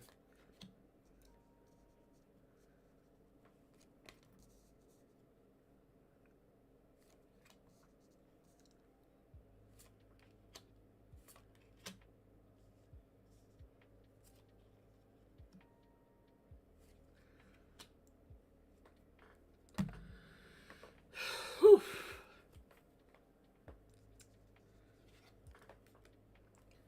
Up first, we got Builder's Blessing.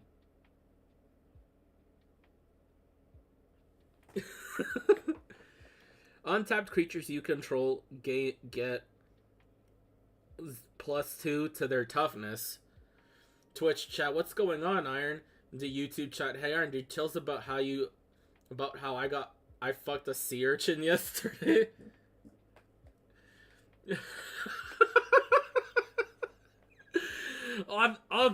Fuck, this is gonna sound wild out of context. I already know it.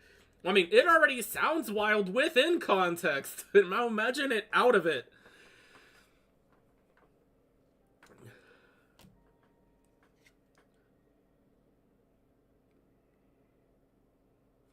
Thrumming bird.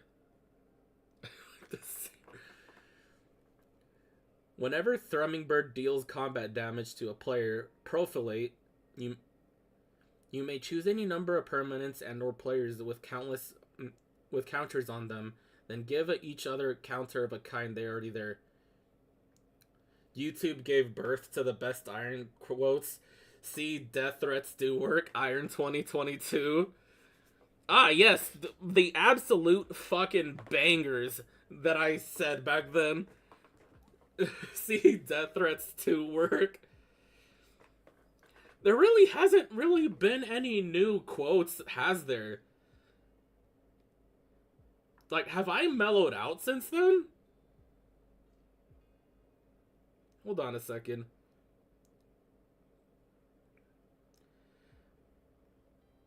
And there's there's incest wins the day. I'm gonna suck on some stormtrooper balls. Wait, what? When did I say?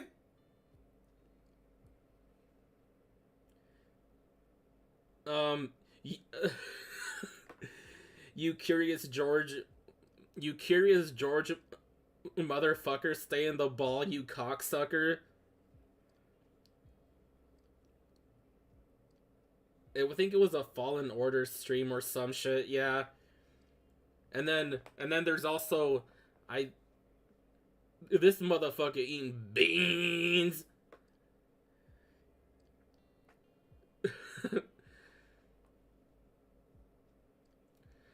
I mean, the incest alarm. And I mean, I think the latest great one from April 11th during the Cyberpunk stream, when I went to Clouds, I came here to get coochie, not therapy.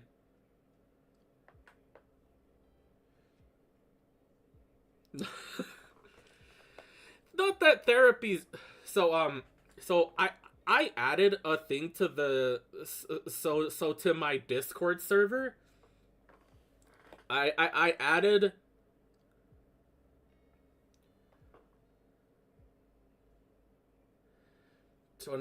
Iron was iconic. Yeah, I feel like I gotta bring 2022 me back in some form. Just got back. I got C diff for the Christmas, so I had to deal with that. Oh, okay. So so I added the Poke Catcher to my Discord server, so you guys could play with the bot. Like, it's like a whole Pokemon thing, and it's great.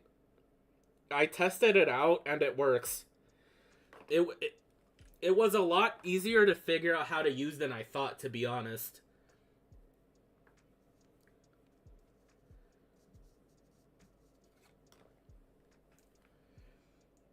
Awaken or Druid? Iron, I'm just gonna say, you should not go around saying I peaked in 2022, Lameth.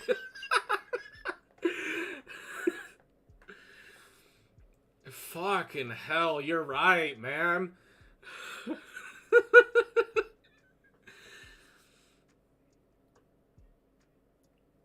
I mean, yeah, like, my fucking journey as a creator is just starting. What the fuck am I saying?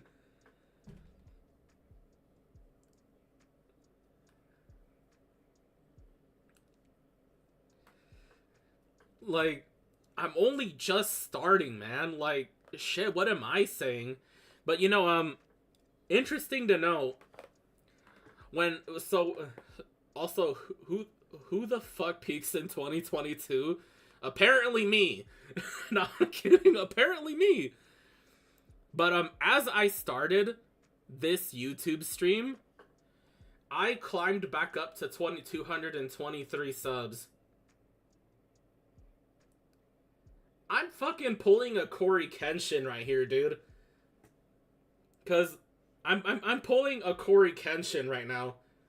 Now, granted, I'm not pulling Corey Kenshin numbers, but I'm pulling a Corey Kenshin right now. It's like my whole fucking YouTube community just rose up from their grave. We're like, hey, yo, Iron stream on YouTube? Let's fucking watch it. Anyway, Awakener Druid. When Awakener Druid enters the battlefield, target forest becomes a 4/5 green tree folk creature. As long as Awakener Druid is on the battlefield, it's still a land.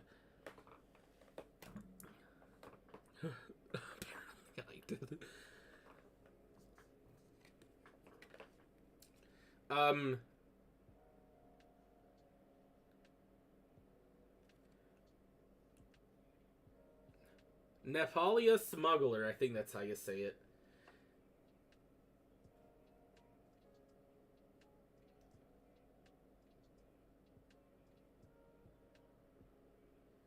Anyway, for the cost of 4, exile another target creature you control, then return that card to the battlefield under your control. Now all we need is Smoldon. Yeah, I mean,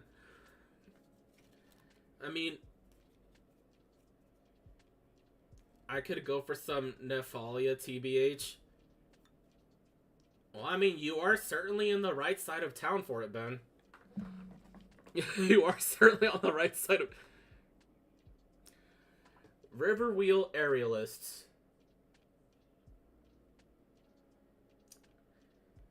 But yeah, as I'm thinking, should I just come back to YouTube and just stream on Twitch regularly? Like, occasionally? Like, I tried Twitch, but that didn't fucking work out. Like, yeah, sure. Like, I'll sell for 20 bucks. For 20 bucks.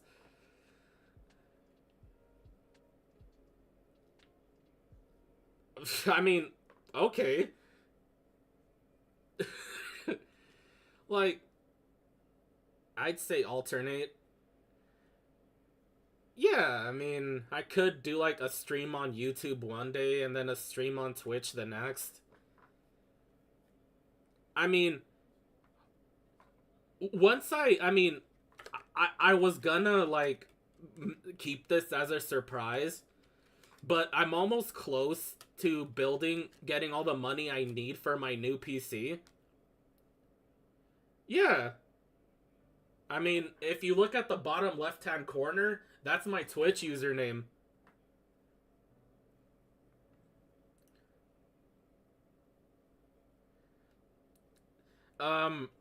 But, what was I saying? Right.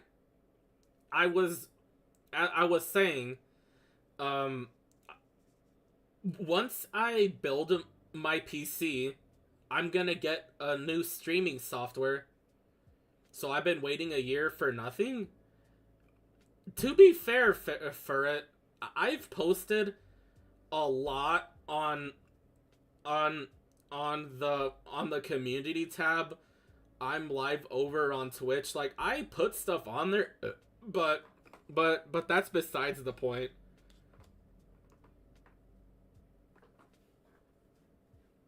Like I'm sorry to have made you wait this long.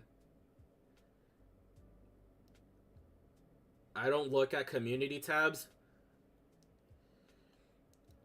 Yeah, I mean, people also don't read the description, so... Look at... Anyway, flying. This guy has got flying. Prowess. Whenever you cast a non-creature spell, this turn gets +1/+1 until the end of the turn. Adepts at the Riverwheel Stronghold can turn through the pain and never get wet. Masters of the Raindrops as stepping stones. Supposed to say excuse me when you burp? Well, now I'm gonna follow your Twitch. Hey, yo, Ferret, thanks for the follow, man. Did I burp? I, I didn't even notice, to tell you the truth. Let me just push my chair in a little bit. Alluring Siren. And, if you're also willing for it, you could join my Discord server. Just kept talking? Okay. The link to join should be in the socials and the about section of my channel. So that way, like, you could talk with not only me, but the other members and junk. Whether or not you'll get a reply is up for debate, but anyway, Alluring Siren. Target creature an opponent controls attacks you this turn if able.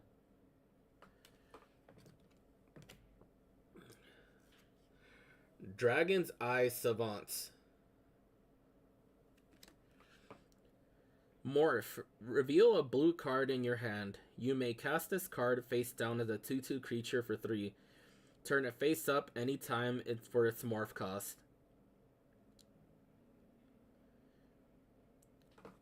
And finally, Call to Mind.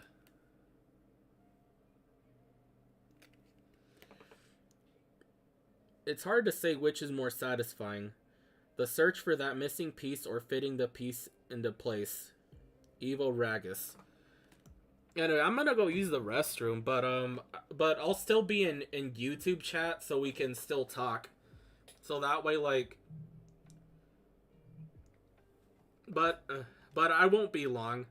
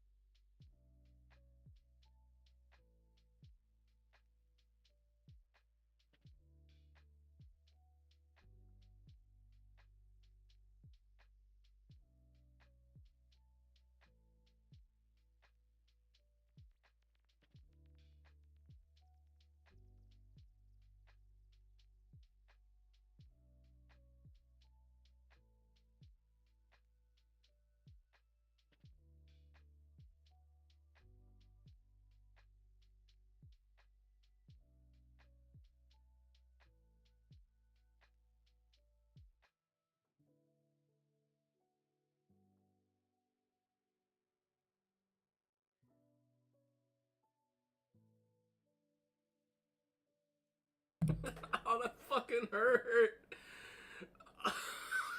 My fucking foot.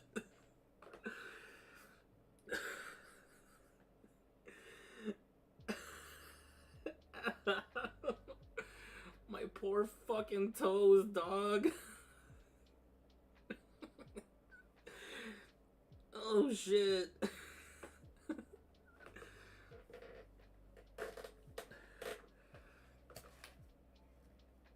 Oh man, that hurt.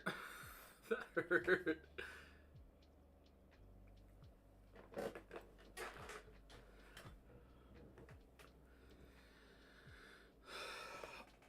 Oh fuck.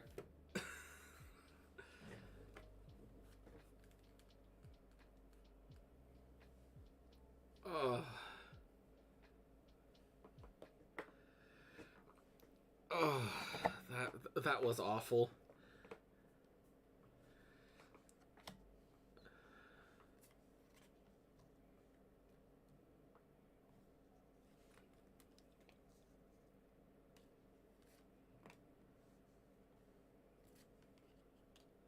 Anyway, what was I saying? Right. After I'm done building my PC, I'm gonna get a new streaming software. And what that's gonna it's gonna be called Restream. And what it does, it basically lets me stream to 2 platforms simultaneously. And that's what the content is gonna be moving forward. I'm gonna be streaming to YouTube and Twitch at the same time.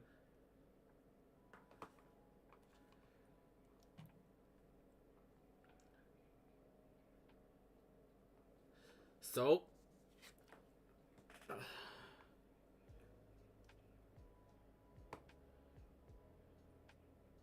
focus! Bell Tower Sphinx.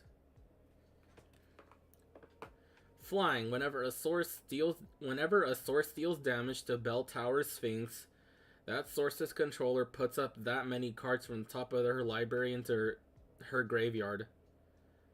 Oh, that's actually solid.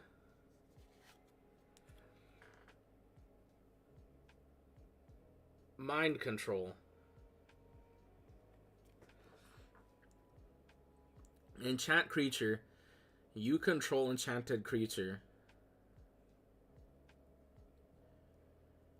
The mind is a great weapon and even a greater weakness.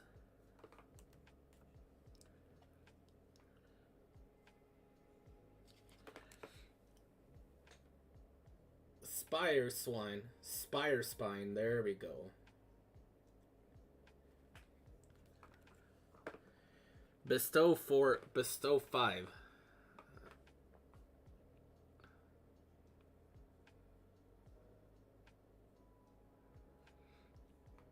Oh, that fucking...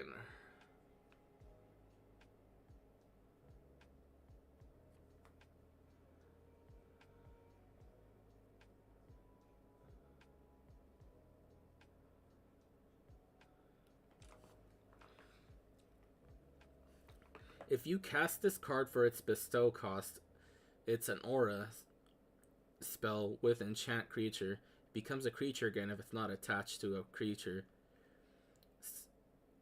Spire Spine blocks each turn if able. Enchanted creature gets +4/+1 and blocks each turn if able.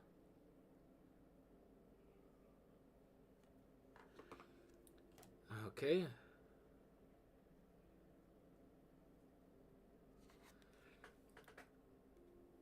Gold Metal Stalwart. As an additional to cost to play Gold Metal Stalwart, reveal a Kithkin card from your hand or pay 3.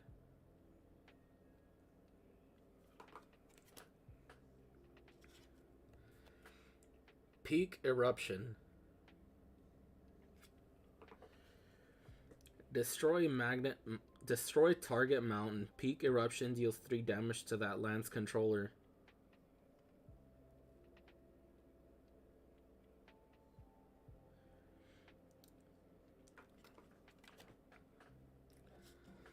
Witch's Eye.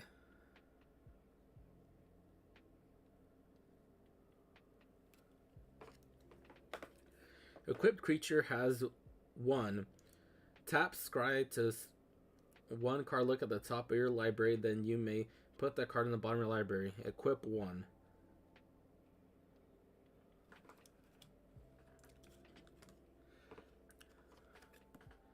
Knight of Infamy. Protection from white.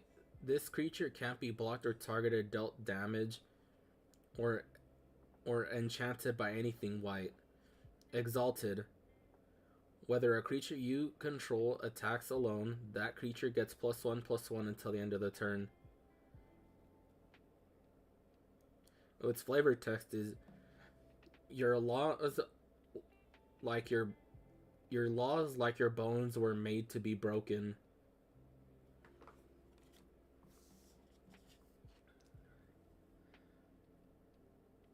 Pine Walker. I think I got this guy already, actually. Let me check the double pile.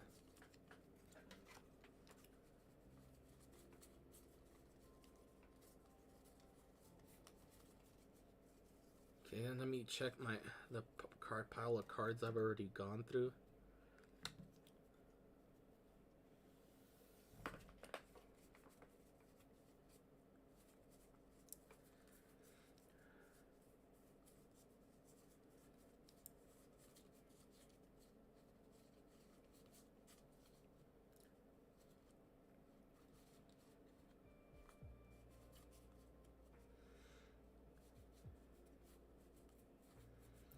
But to answer my own question from the question of the day, if I could have anything from any media that I've ever watched, I would love to have Wind Reader glasses.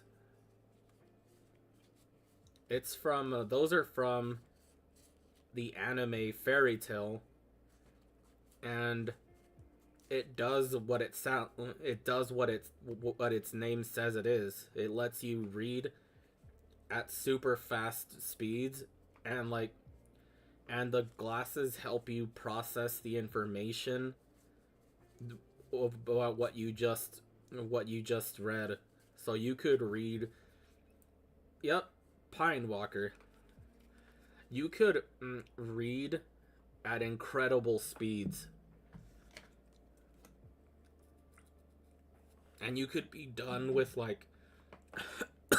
books at an incredible pace.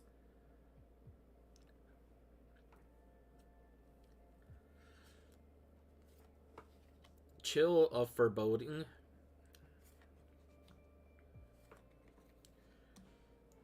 I think.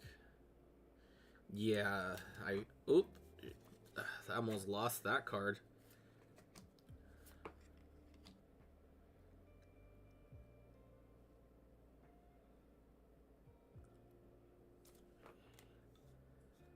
Let's see.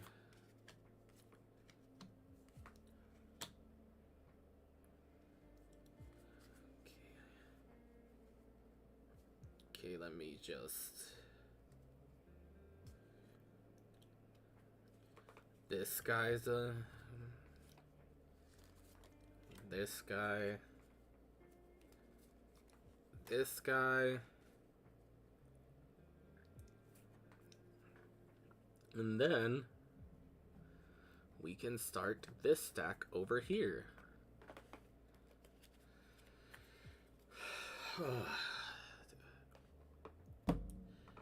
Alright. Chill of Foreboding. Each player puts the top 5 cards of his or her library into his or her graveyard. Flashback 8. You may cast this card from your graveyard for its flashback cost and exile it.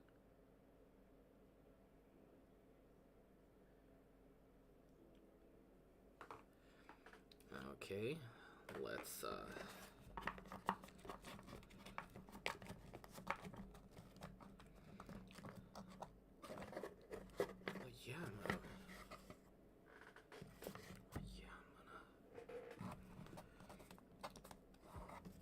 Let's see.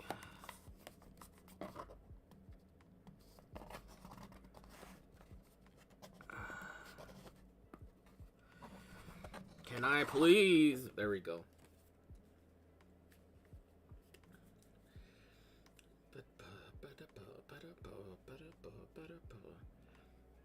Here is the next.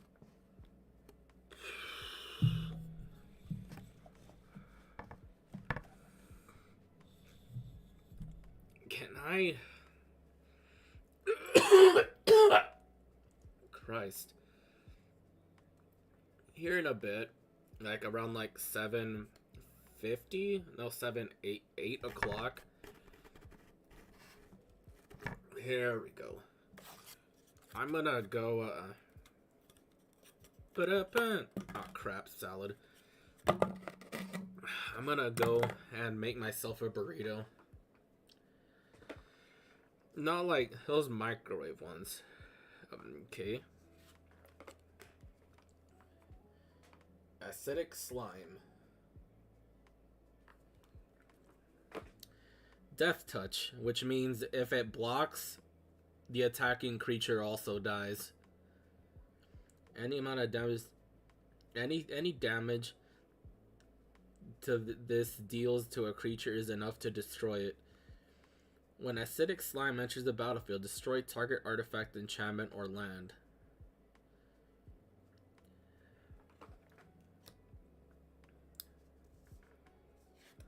Oh, sweet. Oh, fuck. Use Spirit. For the cost of 4, Use Spirit gets X plus X until you end the turn, where X is its power.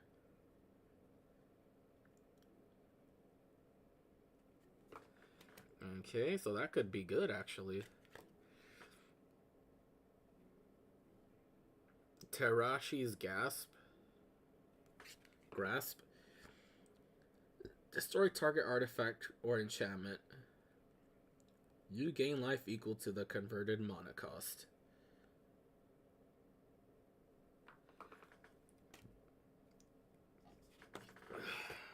Barrage Ogre. Sacrifice an artifact. Barrage Ogre deals 2 damage to artifact, creature, or player. The elves haven't devised countless strategies to combat Memrock's war machines, but they had no idea what to do when one was thrown at them. Flowering Field. Focus! There we go. Enchanted Land has tap. Prevent the next damage that would be dealt to a target creature or player this turn.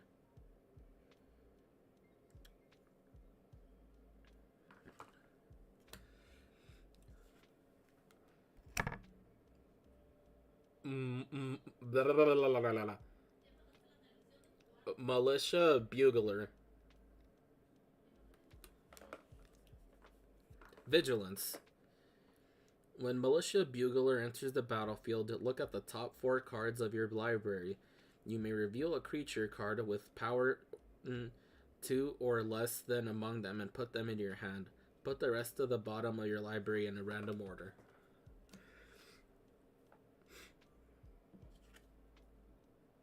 Hada Freeblade.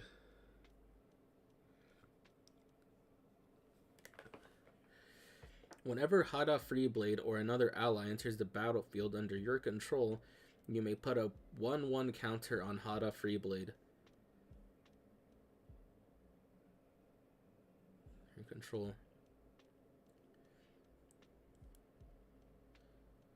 So, potentially, if I have as many... Because in Magic, as long as you have the mana to do it, you can do a lot in one turn.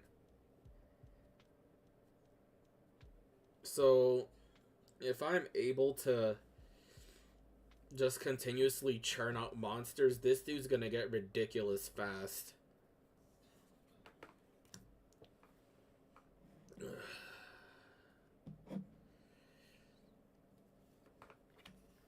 Customs Depot. Right.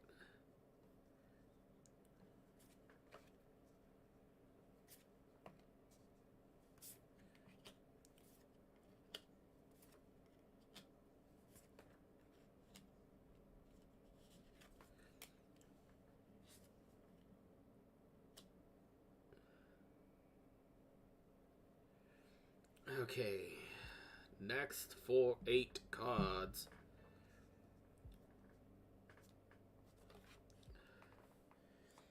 Customs Depot.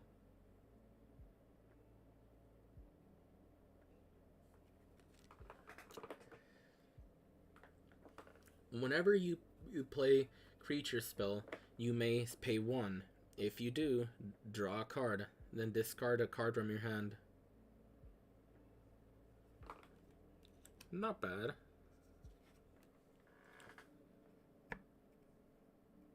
Kin Tree Invocation. Put XX black and green Spirit Warrior creature token into the battlefield, where X is the greatest toughness among the creatures you control.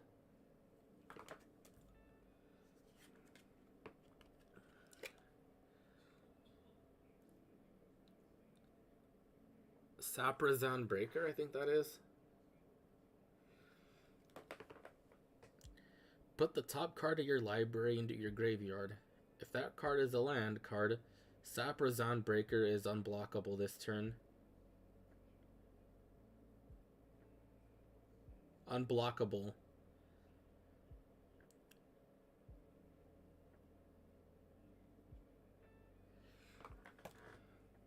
An unblockable 3/3. Solid.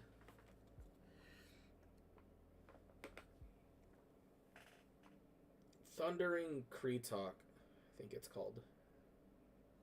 Kreatok.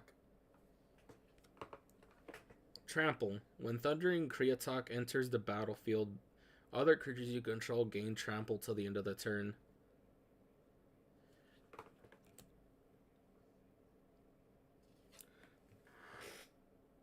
Dusk Rider Peregrine.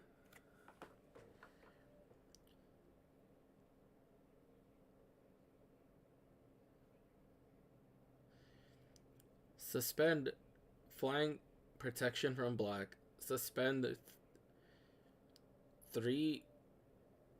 Okay.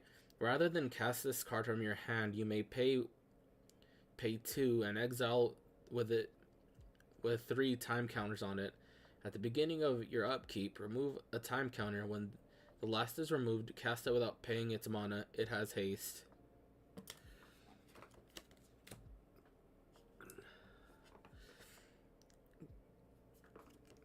Calciderm.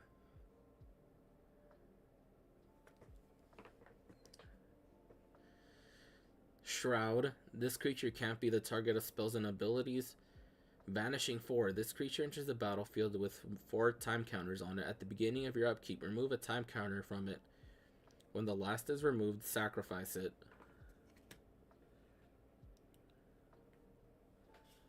Rift Marked Knight.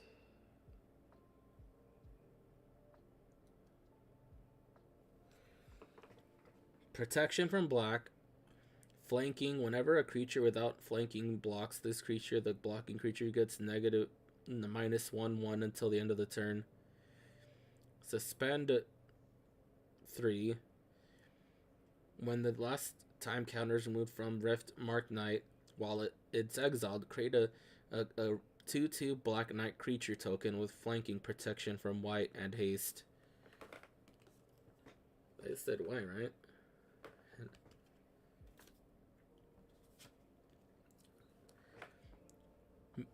Mycologist? At the beginning of your upkeep, put a spore counter on Mycologist. Remove the 3 spore counters from Mycologist. Create a 1/1 green Saproling creature token. Sacrifice a Saproling, you gain 2 life.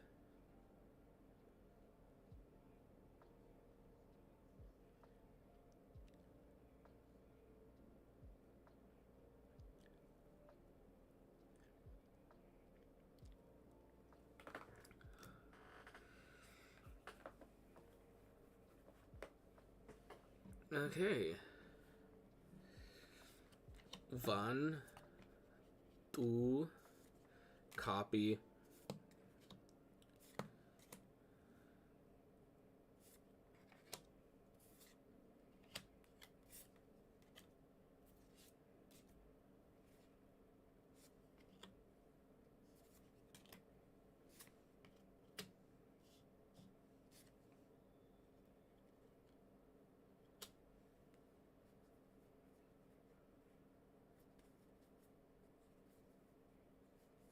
Wait, what? Okay, the next couple bits are gonna be lands.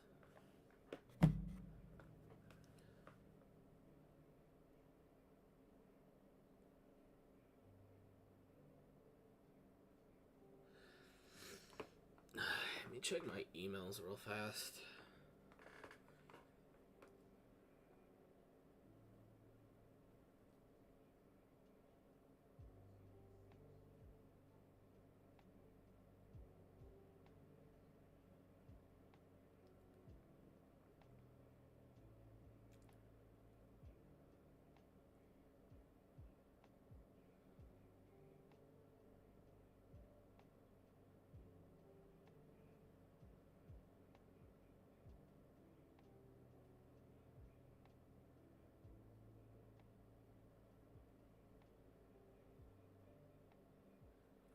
Alright, that's what I...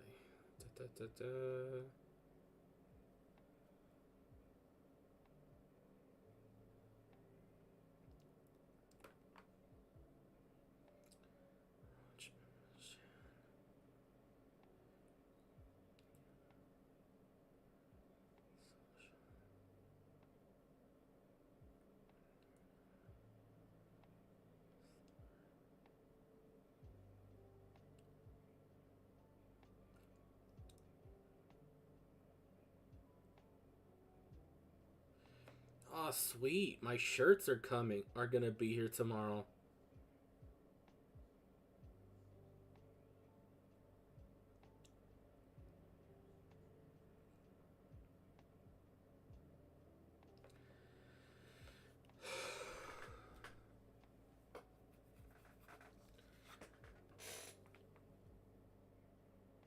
Griffin Guide.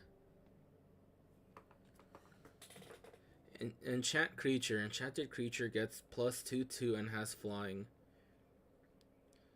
When an enchanted creature dies, create a 2/2 white griffin creature token with flying.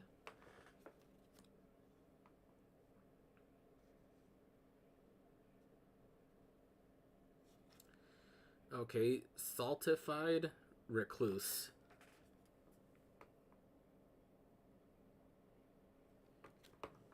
Target creature gets -2/0 until end turn. He remembers a past of light and healing, but he lives a bitter present. Parching salt and scouring wind and the withering heart of the desert. Right. Knight of the Holy Nimbus. Flanking. Whether a creature without flanking blocks this creature, the blocking creature gets -1/1 until the end of the turn. If Knight of the Holy Nimbus would be destroyed, regenerate it. Tap, remove it from combat, and heal all damage on it. Knight of the Holy Nimbus can't be regenerated this turn. Only your opponents may activate this ability. And you only cost 2 mana to cast too. Poultice Silver. All silvers have 2 tap, regenerate target silver. The next time that silver would be destroyed, instead tap it and move it from combat and heal all damage from it.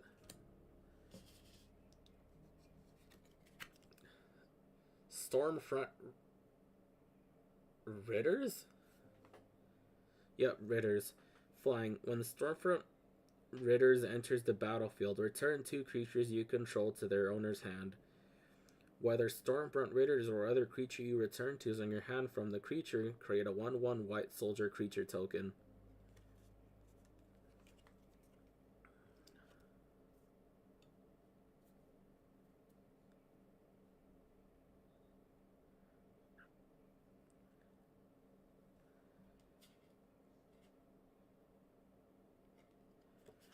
Oh, baby, you on my mind.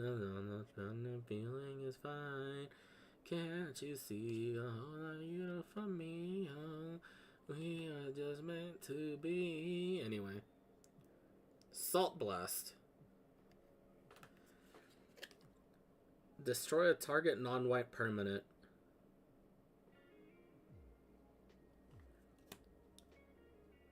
Whip Snake Drake. Morph 2. You may cast this card face down from a 2/2 creature for 3. Turn it face up at any time for its morph cost.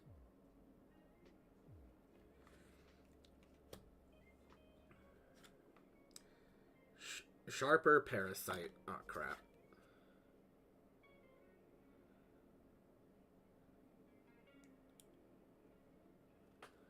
Morph 2. You may cast this card face down as a 2/2 creature for 3. Turn it face up at any time for its morph cost. When Sharper Parasite is turned face down, up, target a creature gets 2/2, +2, -2, or -2 +2. So its toughness, its attack, it's buffed by 2, and its toughness reduced by 2, or you can reduce its attack by 2 and boost its toughness. Boy, that was a mouthful.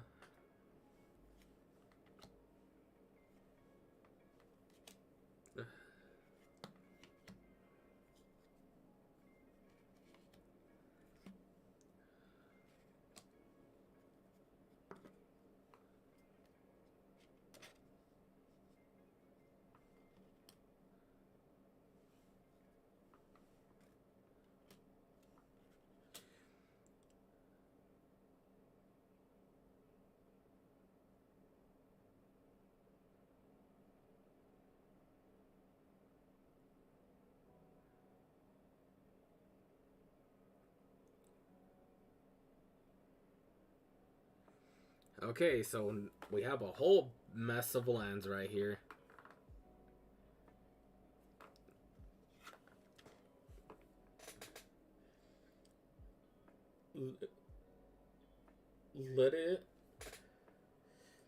Lit Jara Mirror Lake. Lit Jara Mirror Lake enters the battlefield tapped. Add island. Second, add forest, island, forest, and 2 more. So that's like 2 colorless, which means it could be any type. So it's like 5. Sacrifice Lit Jara Mirror Lake. Create a token that's a copy of the target creature you control. Extend into the battlefield with an additional +1/1 counter on it. Activate this ability only anytime you could cast a sorcery.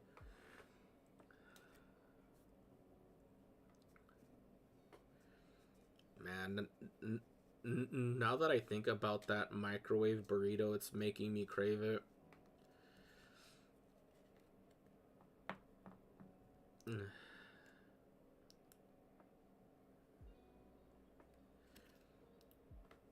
Novigen, Heart of Progress.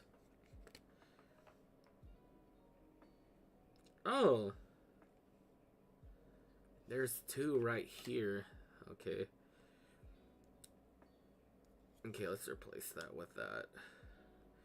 Anyway, add 1 to your colors to your mana pool. However, if you tap a island and a forest and a woods, you put a 1/1 counter on each creature that came into play this turn.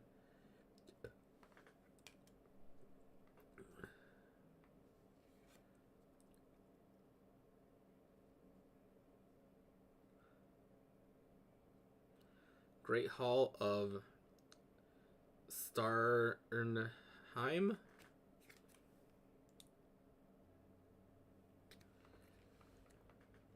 Great Hall of Starnheim enters the battlefield. Type, add swamp.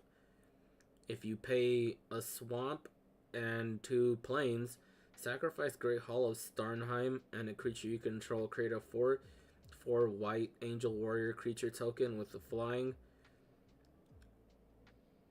and a vigilance. Activate this ability only the time when you could cast a sorcery. Salt Crusted Steppe.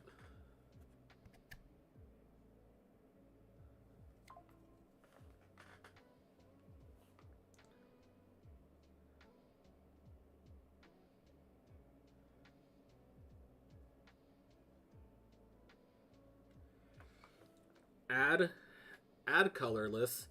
Put storage counter on Salt Crusted Steppe. Remove X storage counters from Salt Crusted Steppe and add X mana in any combination of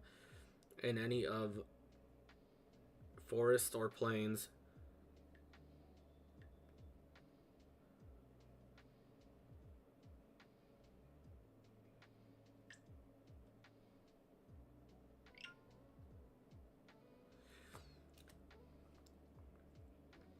Dreadship Reef,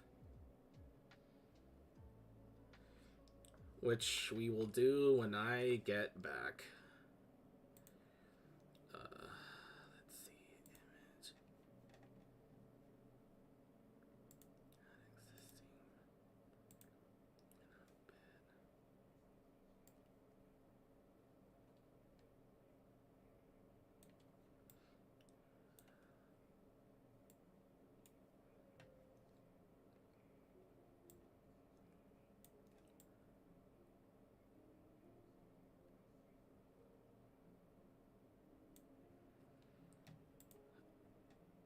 I'll be right back.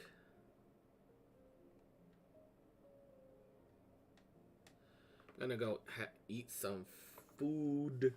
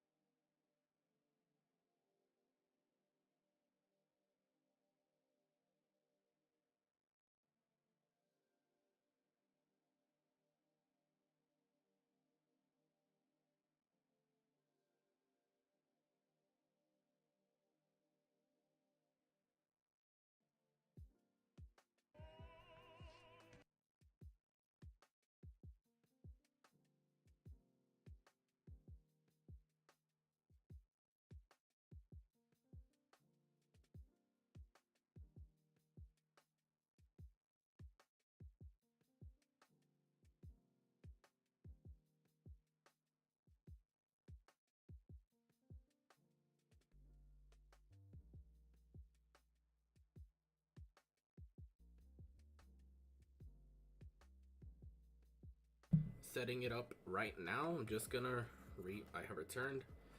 Just gonna reorient the situation so I could see it better.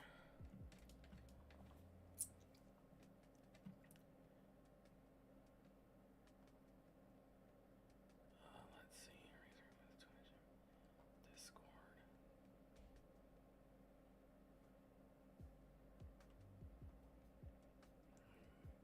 Back in a bit.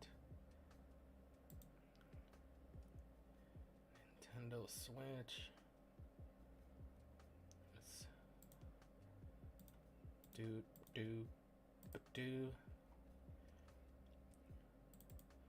window capture.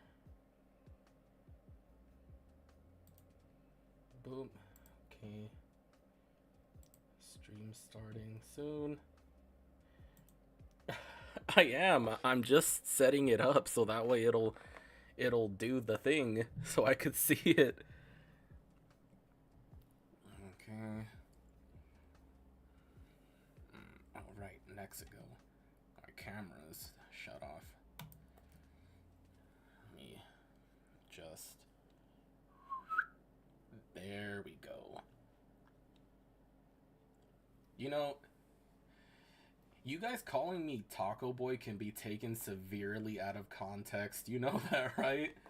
You're gonna be like, oh damn, so that community is on some kind of timing.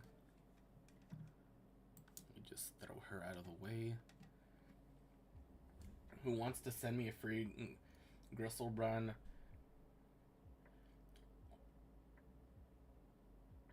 Who wants to send me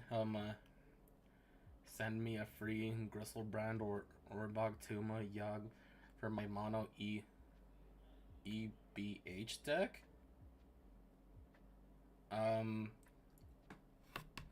Hold that thought for a second. Okay. Stop it. Okay. What? Oh, phone. Can we just... Alright, let's mute the music for a second. That way, doesn't interfere with the video. Okay.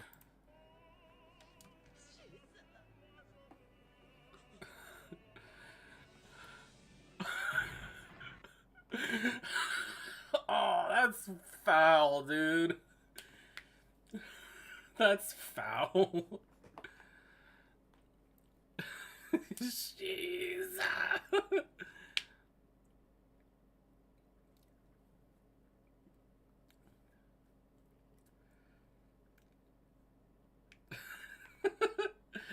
Man, my community's bringing back the Caesar memes in spades, dude. You gotta love it. I killed Shiza on stream today. Yeah, I saw.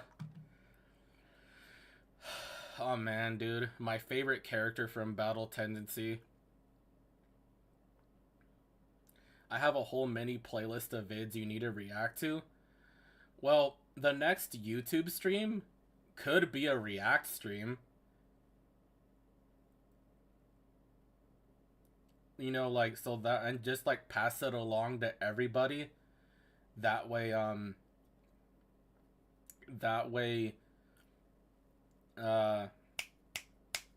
everybody could have a shot.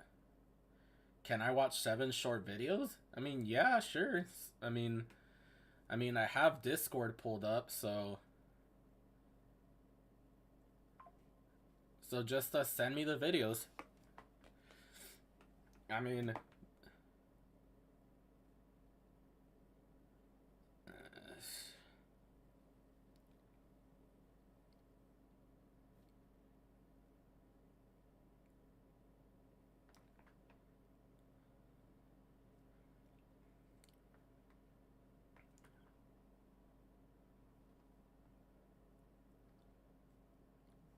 okay, hold on a second. Just to be sure.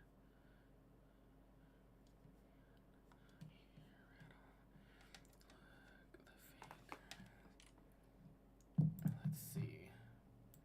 Window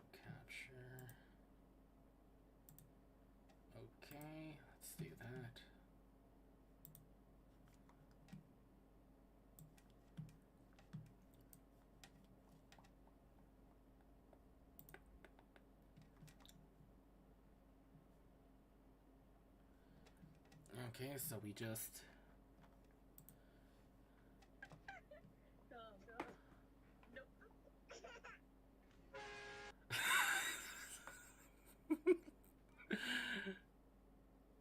Okay, the first one was good.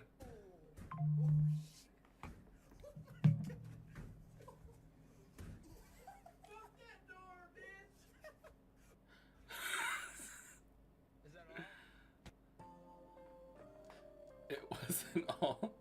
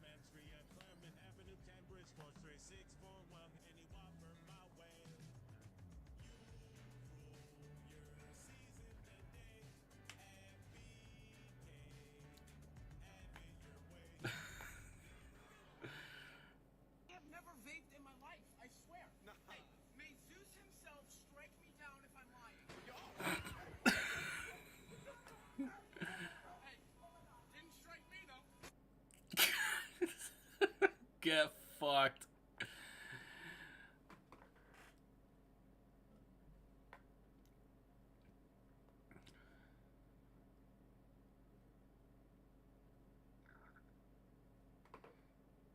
Didn't strike me though, and then it gets... Alright.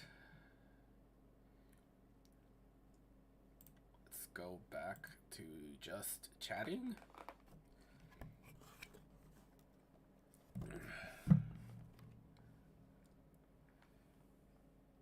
And let's turn the camera back down.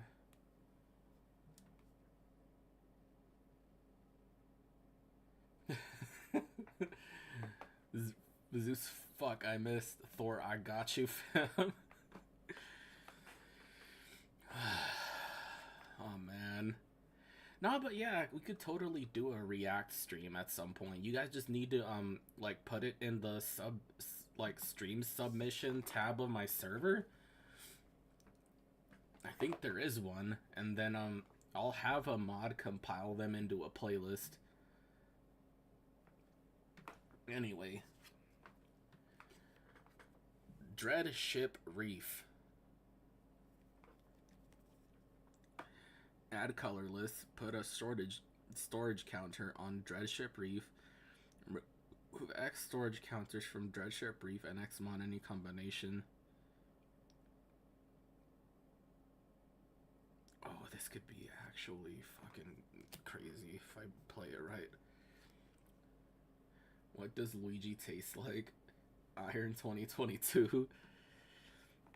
Oh man. Now that I think about it, I was very much out of pocket during that time. Not as much as you guys, but it was there.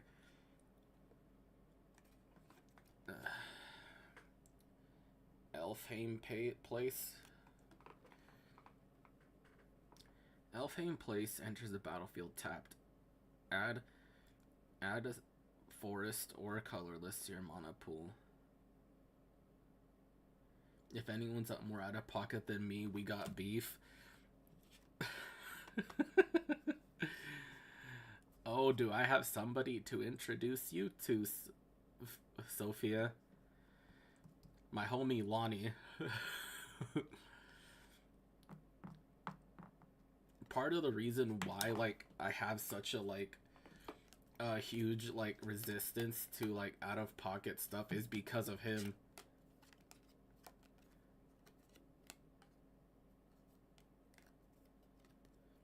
Anyway. Sacrifice Bertagard Stronghold, put a 1/1 counter at each of 2 target creatures you control. They have Vigilance and Lifelink until end of turn. Activate this ability one anytime you would cast a sorcery.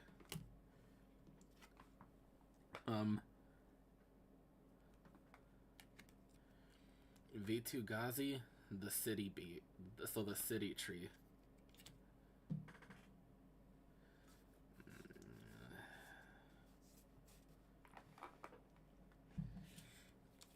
Okay, 1 copy.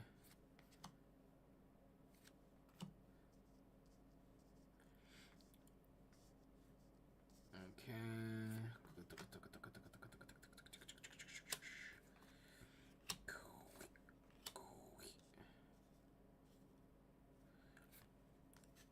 Here we are.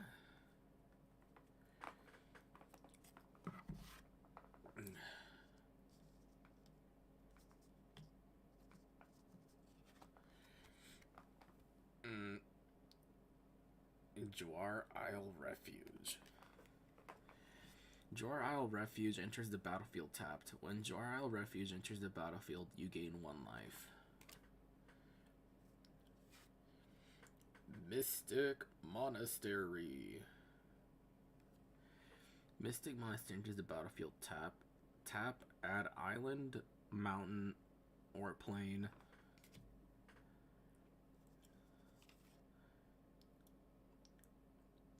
Sumberwald Alpha.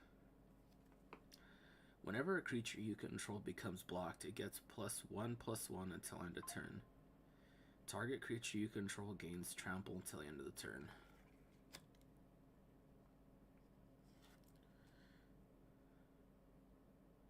Sky Snare Spider.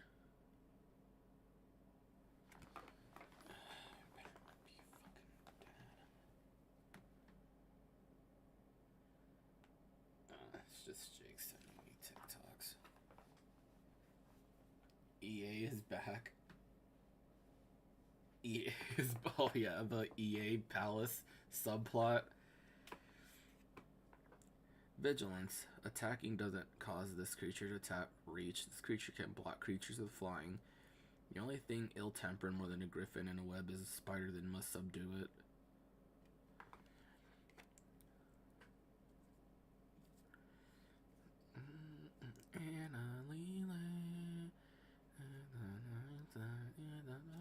Away from the chicken head, they'll be the sexy Yorga.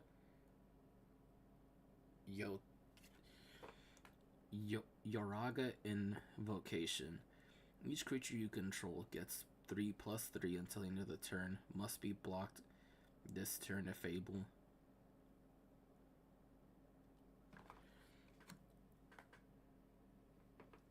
Bro, no, please, I have a wife. Bro, everyone is here. It's like Smash Ultimate. Hey, Ren, what's up, bud? Gather the pack.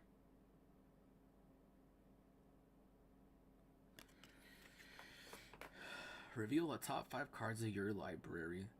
You may put a creature card from among them into your hand. Put the rest of them in your graveyard. If there are 2 or more instant or sorcerer cards in your graveyard, put up to 2 creature cards among the real cards in your hand instead of 1. Except significantly shittier. Significantly shittier. Conclave Naturalists. When Conclave Naturalist enters the battlefield, you may destroy target artifact or enchantment. Your swords and wards have no power here. Oh, crap. Yo, what up, Elephant Mario? What's up, buddy? Towergeist. Flying. When Towergeist enters the battlefield, look at the top 2 cards of your library, put one of them into your hand and the other in your graveyard.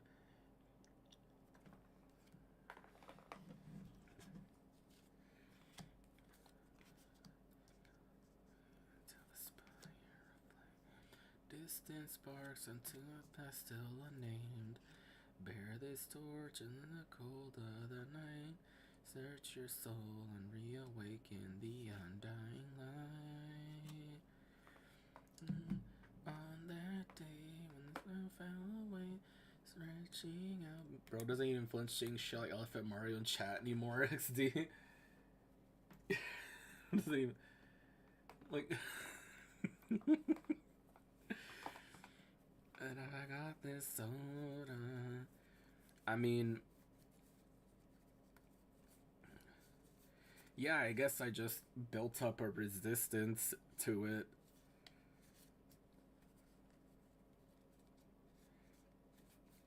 Over time, so. But if I had this soda, baby boy, soda. Let's see, I'm fairly positive. Yep. Use a copy.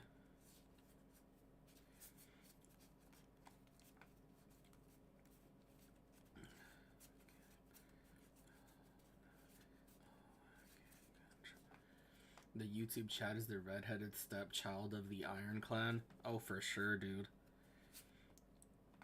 When Twitch chat can see YouTube chat, they're gonna be like, what is going on in there?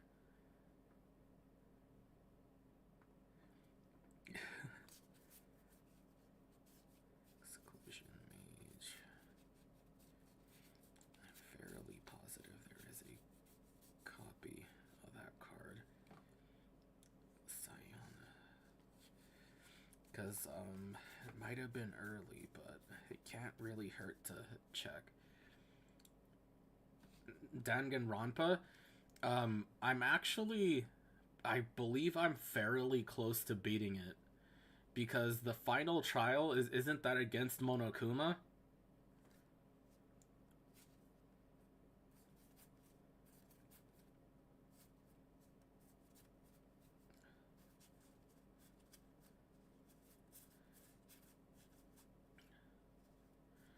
I think it's like the chapter right after like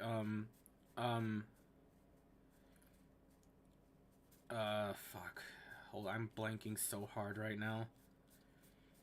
Like after hold on a second. Like my brain is like going burst so hard right now. Sakura committed Shiho. Nah,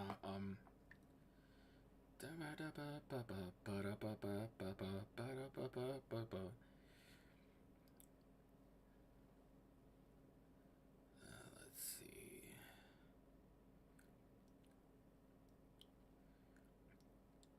Right, I'm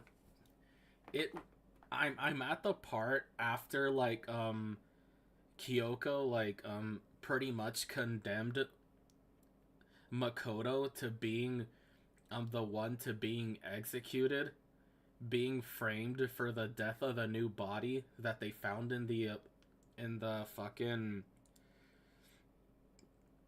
in the greenhouse area on the roof, and how they're all just prepping for a trial against Monokuma.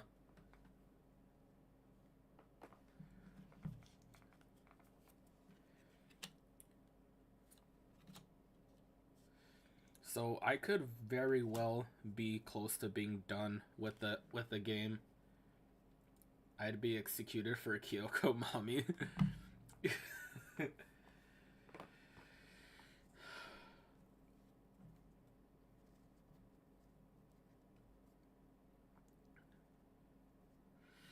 Which is crazy because like all the evidence that I was shooting down during the trial at the time, like you would think that like all evidence points to Iron is 6'5"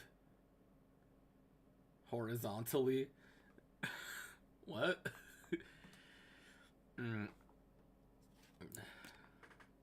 Marek Nightblade. Outlast. Tap. Swamp. Put a +1/+1 counter on this creature. Outlast Only as a sorcerer, each creature you control with a +1/+1 counter has Death Touch.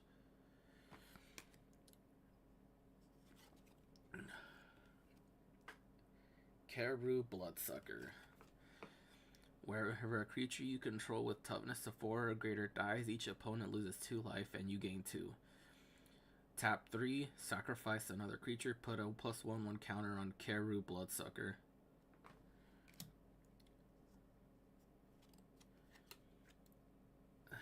Set Adrift? Probably. I mean, I'm gonna go like until 11 probably. Cause I'm trying to get through as many of these as possible. Like, it's for sure gonna be more than one part. Bro, I technically wasn't even old enough to join your stream when I first came in. I was 2 days from becoming 18. Shit. Like, god damn. Delve. For each card that you exile from your graveyard. Exile. Blah, blah.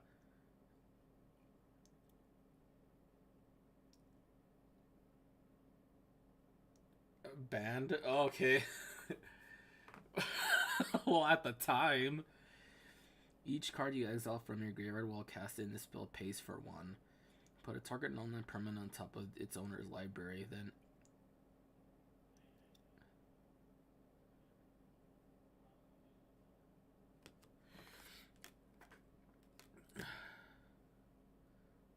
Water. This one. Can I pick it up? Thank you. Water Whirl. Return up to 2 target creatures to either their own hands. Okay. Scion of Glaciers. Focus. There you go. Scion of Glaciers get +1 -1 until the end of the turn. Quiet Contemplation. Wherever you cast a non-creature spell, whenever you cast a non-creature spell, you may pay 1. If you do, tap target creature your opponent controls and it doesn't untap its controller until the next step.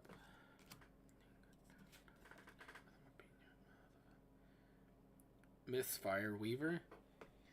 Morph 2. You may cast this card face down as a 2/2 creature for 3. Turn face up any time for some morph cost. When Mistfire Weaver is turn face up, and the target you control gains hexproof until the end of the turn.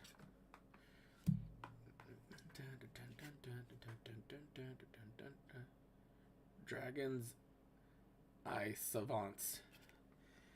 Morph. Reveal a blue card in your hand. You may cast this card face down at a 2/2 creature for 3. Turn it face up at any time for its morph cost. When Dragon's Eye Savants is turned face up, look at the target opponent's hand. Hand knowledge. That's never a bad thing.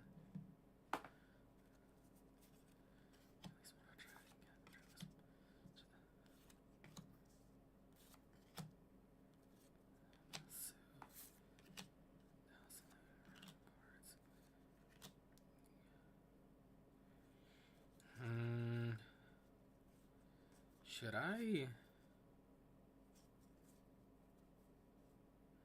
Aaron, you mind taking a break? You mind taking a break to look at my JoJo character tier list? I've been told that's absolutely diabolical. Yeah, sure. Yeah, sure. We'll look at it. You sent it to Discord, right?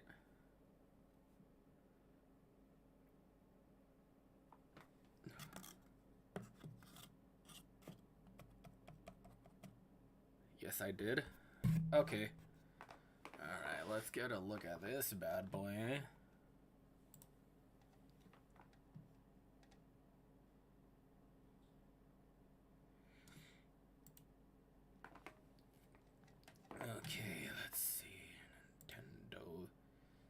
Twitch.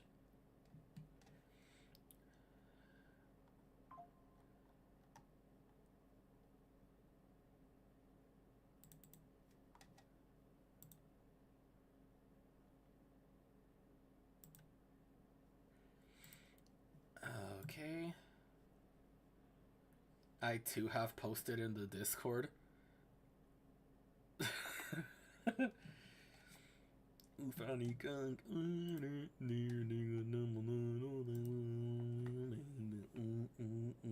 Can you be my baby? Okay. So at A tier, we have Dio and Speedwagon, as it should be. Okay, so up at first, we have,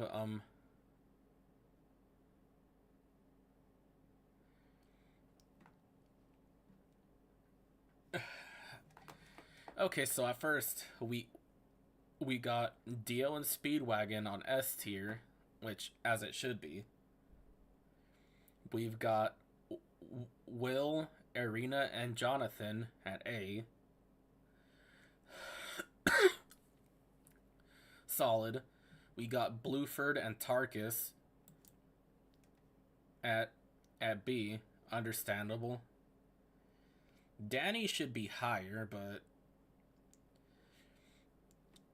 we have but so far so good. I mean, Danny is a good boy, so he should be easily be an S tier. Danny was always getting disrespected. Okay, so we have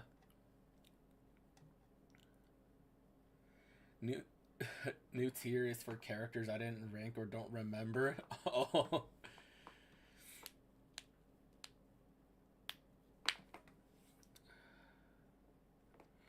Well, the first thing, like, I'm gonna start off by saying is the fact that Speedwagon isn't an S tier is already a clear lapse in judgment.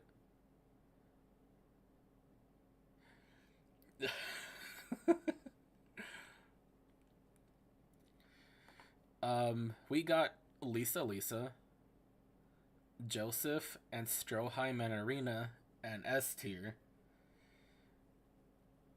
Acceptable.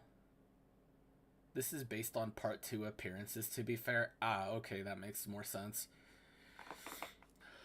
Let's see.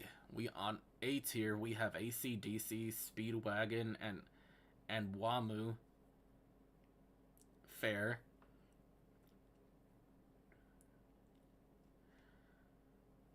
And in B tier, we have Caesar, Smokey, and Cars. Which, setting aside the fact that, like, Cars really was... Okay, as you progress watching JoJo, Sumi, you'll realize that Araki has a habit of writing himself into a corner when they're fighting the big bad. Because by all counts, Joseph should have been killed fighting Ultimate Lifeform Cars.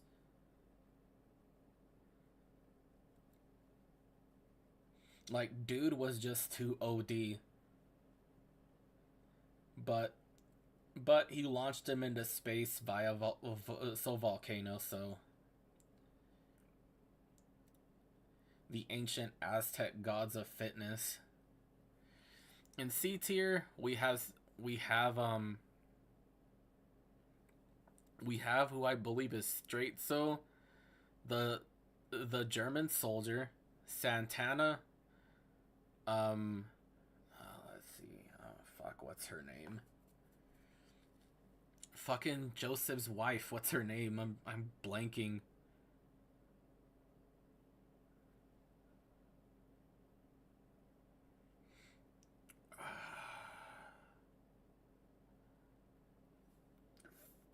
Fuck. I think it's Holly? No, it's not Lisa. It's fucking Susie Q. There we go. Suzy Q, there we go. I mean, yeah, I feel like and and fucking the instructor rightfully C tier cuz we don't see enough of them and we don't know enough about them to really make a good judgment call. And then we have the soldier and George Joestar, which not only do we not know enough about George blah, blah, blah, or the Cactus Nazi, but because of George Joestar, we have Joseph. So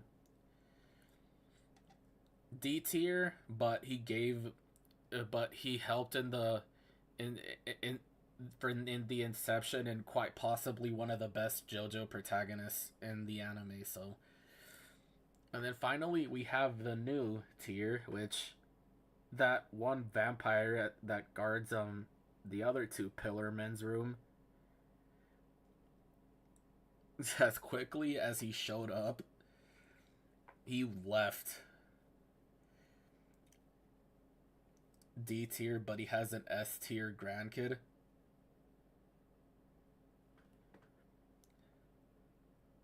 Exactly. So like he served his purpose basically. And then we have the instructor that um Messina, there we go. The other guy was Loggins. Yeah, there we go. Who joined the Donut Club. I mean, he helped train Joseph. And then you have Caesar's dad, I think. I feel like you can put Messina in. You could put Messina in like in at least like D tier, maybe even C, mostly because he helped foster Joseph's strength. And then as for Caesar's dad, he helped put Caesar on a path of righteousness. So he could easily be a D tier. All right.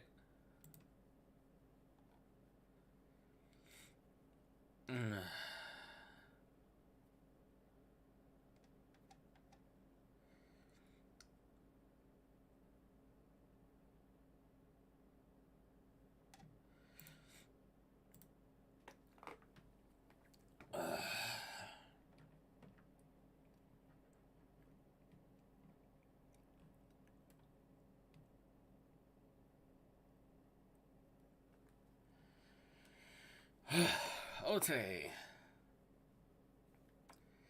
Back to the magic cards. But still, though, reactionary content and tier lists. There could be something in that. Let's see here. What's the verdict?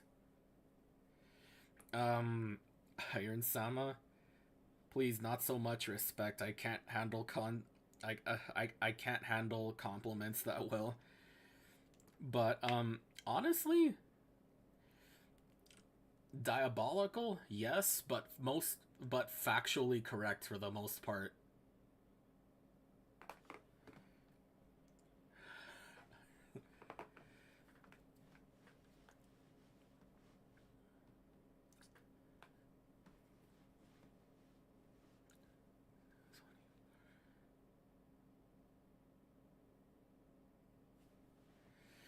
Okay. Blinding spray. Creatures your opponent's controls get -4 until the end of their turn. Draw a card.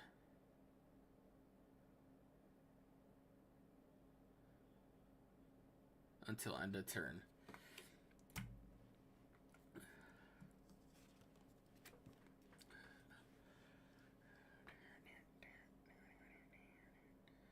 Watcher of the Roost.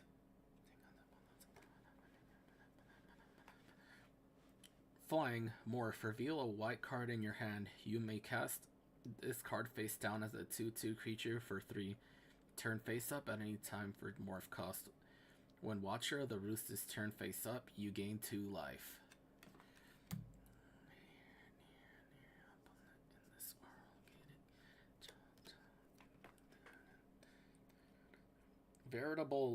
Venerable Lamassu. There we go. A 5/4/7 plains creature. Not bad. Suspension Field. When Suspension Field enters the battlefield, you may exile target creature with toughness 3 or greater until Suspension Field leaves the battlefield.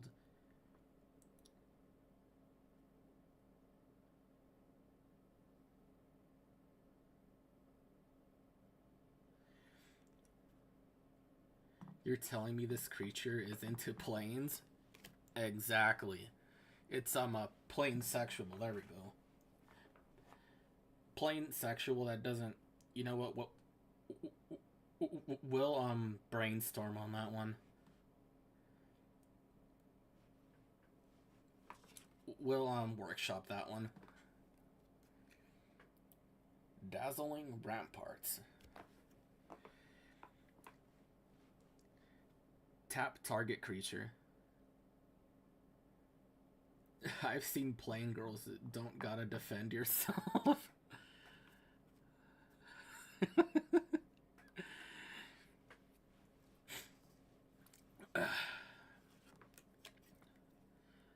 Take up arms. Put 1/1 white warrior creature tokens onto the battlefield. Put 3, I should say.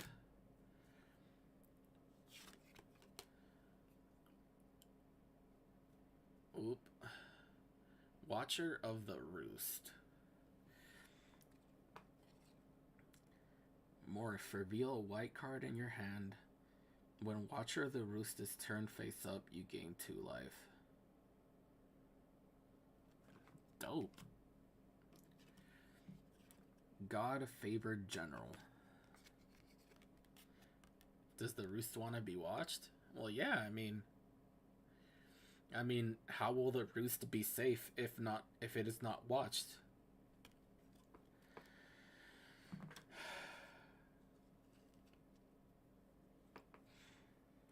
Inspired. Whenever a God-favored soldier becomes untapped, you may pay 3.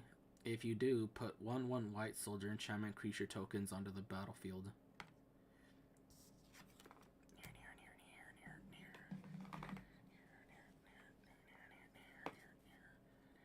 I'm more interested in the general with the God's Ire. He's overcome more.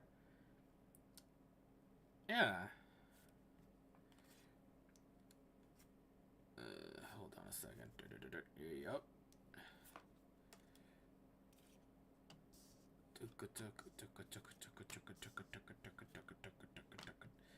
More lands.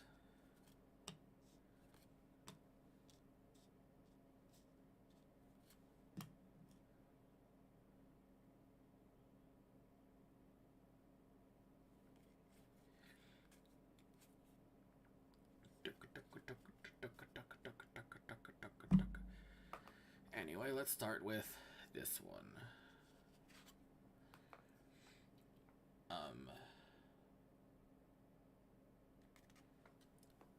Terra's Vanguard. You may play Terra's Vanguard anytime you could play an instant. Threshold. When Terra's Vanguard comes into play, creatures you control gain protection from black until... I think I already have a copy of this card in. Let's see. Grab.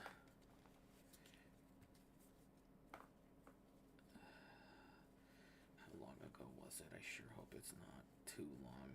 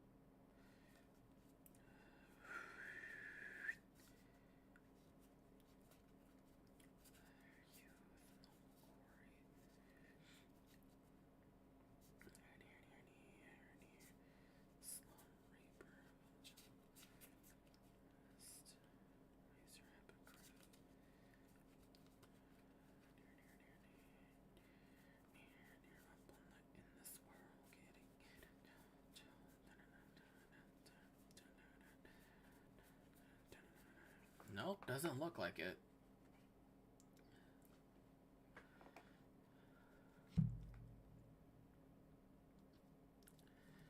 You and Mr. Vanguard.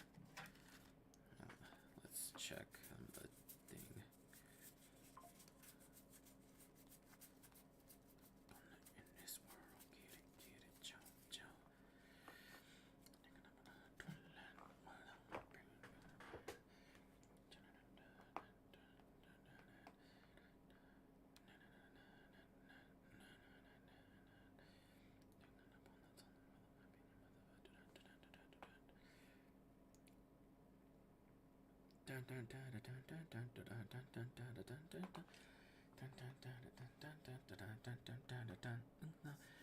Anyway, can I pick it up? Then we got the discard. Flash, whenever Alpha Guard Hound enters the battlefield, target creature gets 0+3 toughness until end of turn. Once the welcoming hub explores off. Yeah, okay. He's a good boy.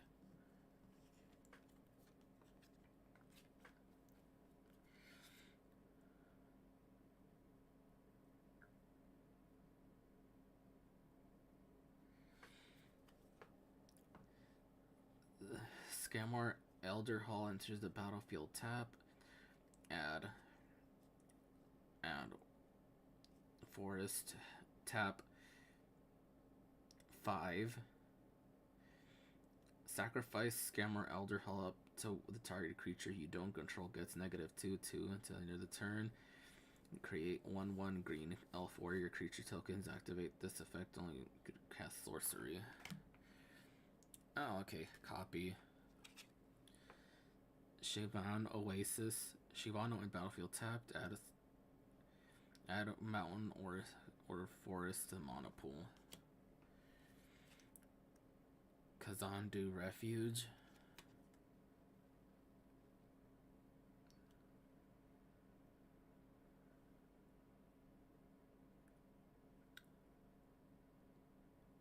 There it goes. Tapped, and when Kazandu Refuge enters the battlefield, you gain 1 life.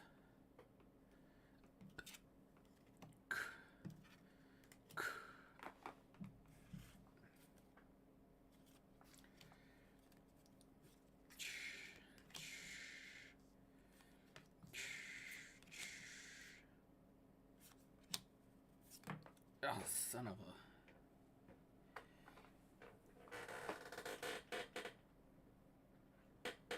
There we go.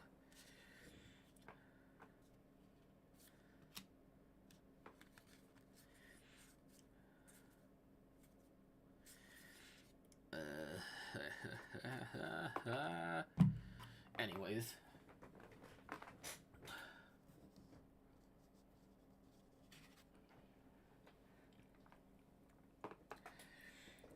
Alchem Refuge enters battlefield. Tap an Alchem Refuge, enters the battlefield. You gain 1 life. I might just separate the lands and the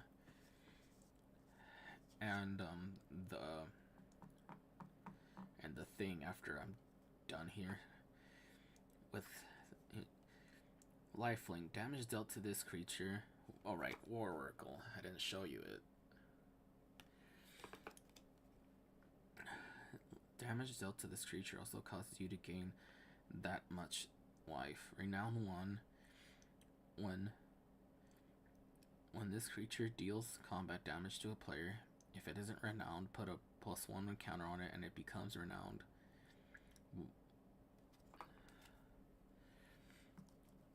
Oh, look at that copy.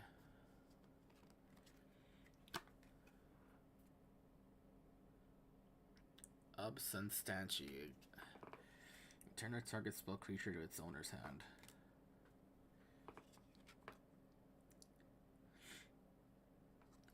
Rain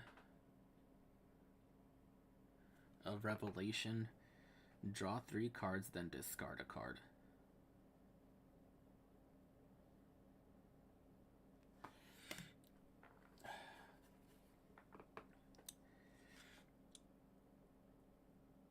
Daemogoth Woe Eater. This thing eats woes. I wonder how it tastes. After beginning of your upkeep, sacrifice a creature. When you sacrifice Daemogoth of Woe Eater, each opponent discards a card, you draw a card, then you gain 2 life. Sacrifice a creature.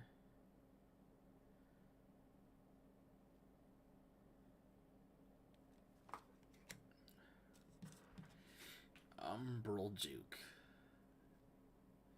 I might just go for like a little bit longer, like the 5 hours. That way we can make a thing out of this, make it last probably.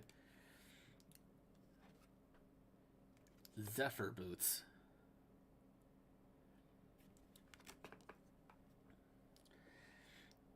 Now here's a good spot. Equipped creature has flying. Whenever equipped creature deals combat damage to a player, draw a card, then discard a card. Okay, so this is how we'll do it. Because, here's a good spot to call it. Well, I'll just go it like this. I'm gonna have to. Okay, I think these are my copy cards, so we'll just go like that and boom.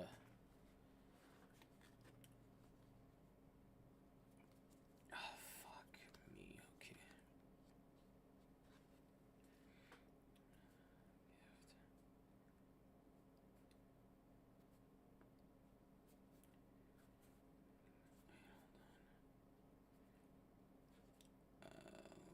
I think. But is this card? Oh, it's a flip card. That's dope. Okay. Ooh.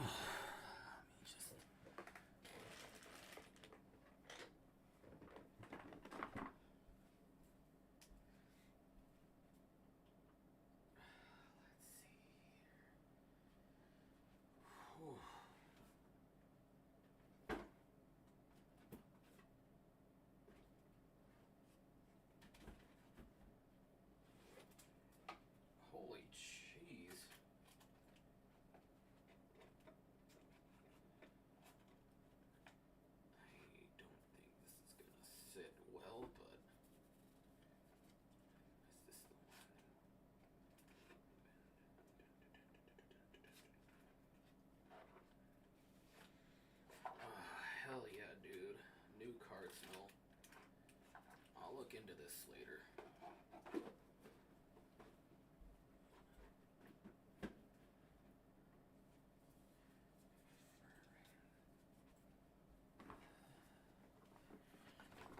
We'll use these.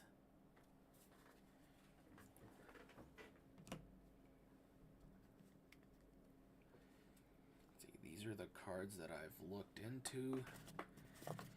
Go back to your side. Let's see. Have yet to.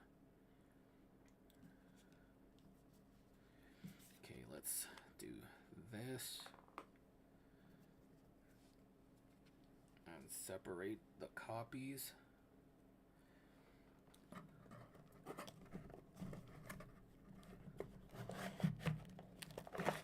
Like so. That way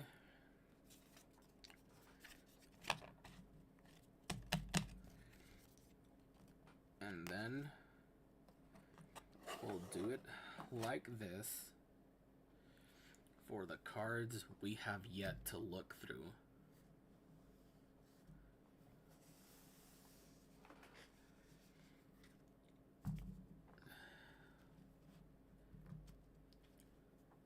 Let's see. To really hammer home the point of it, we'll put that in front of it. We'll put that way we'll know where we stopped.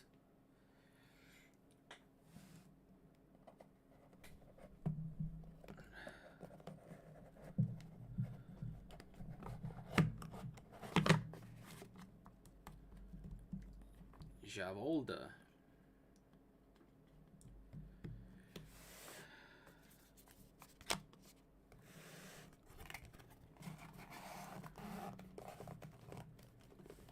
And then, so we'll know that we're still going through it.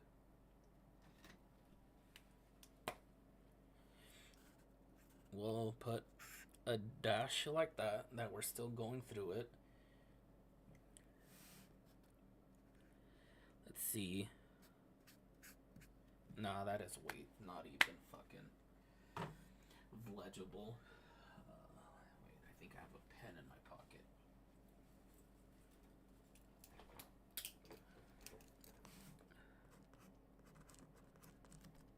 Almost halfway. And there we go. We'll do a series of it. But that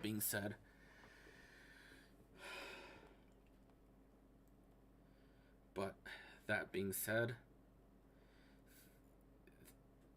thank you so much for coming to this stream, and I'll schedule the next part at a later date because my schedule's whacked right now. But I'll see you guys in the next one. Peace.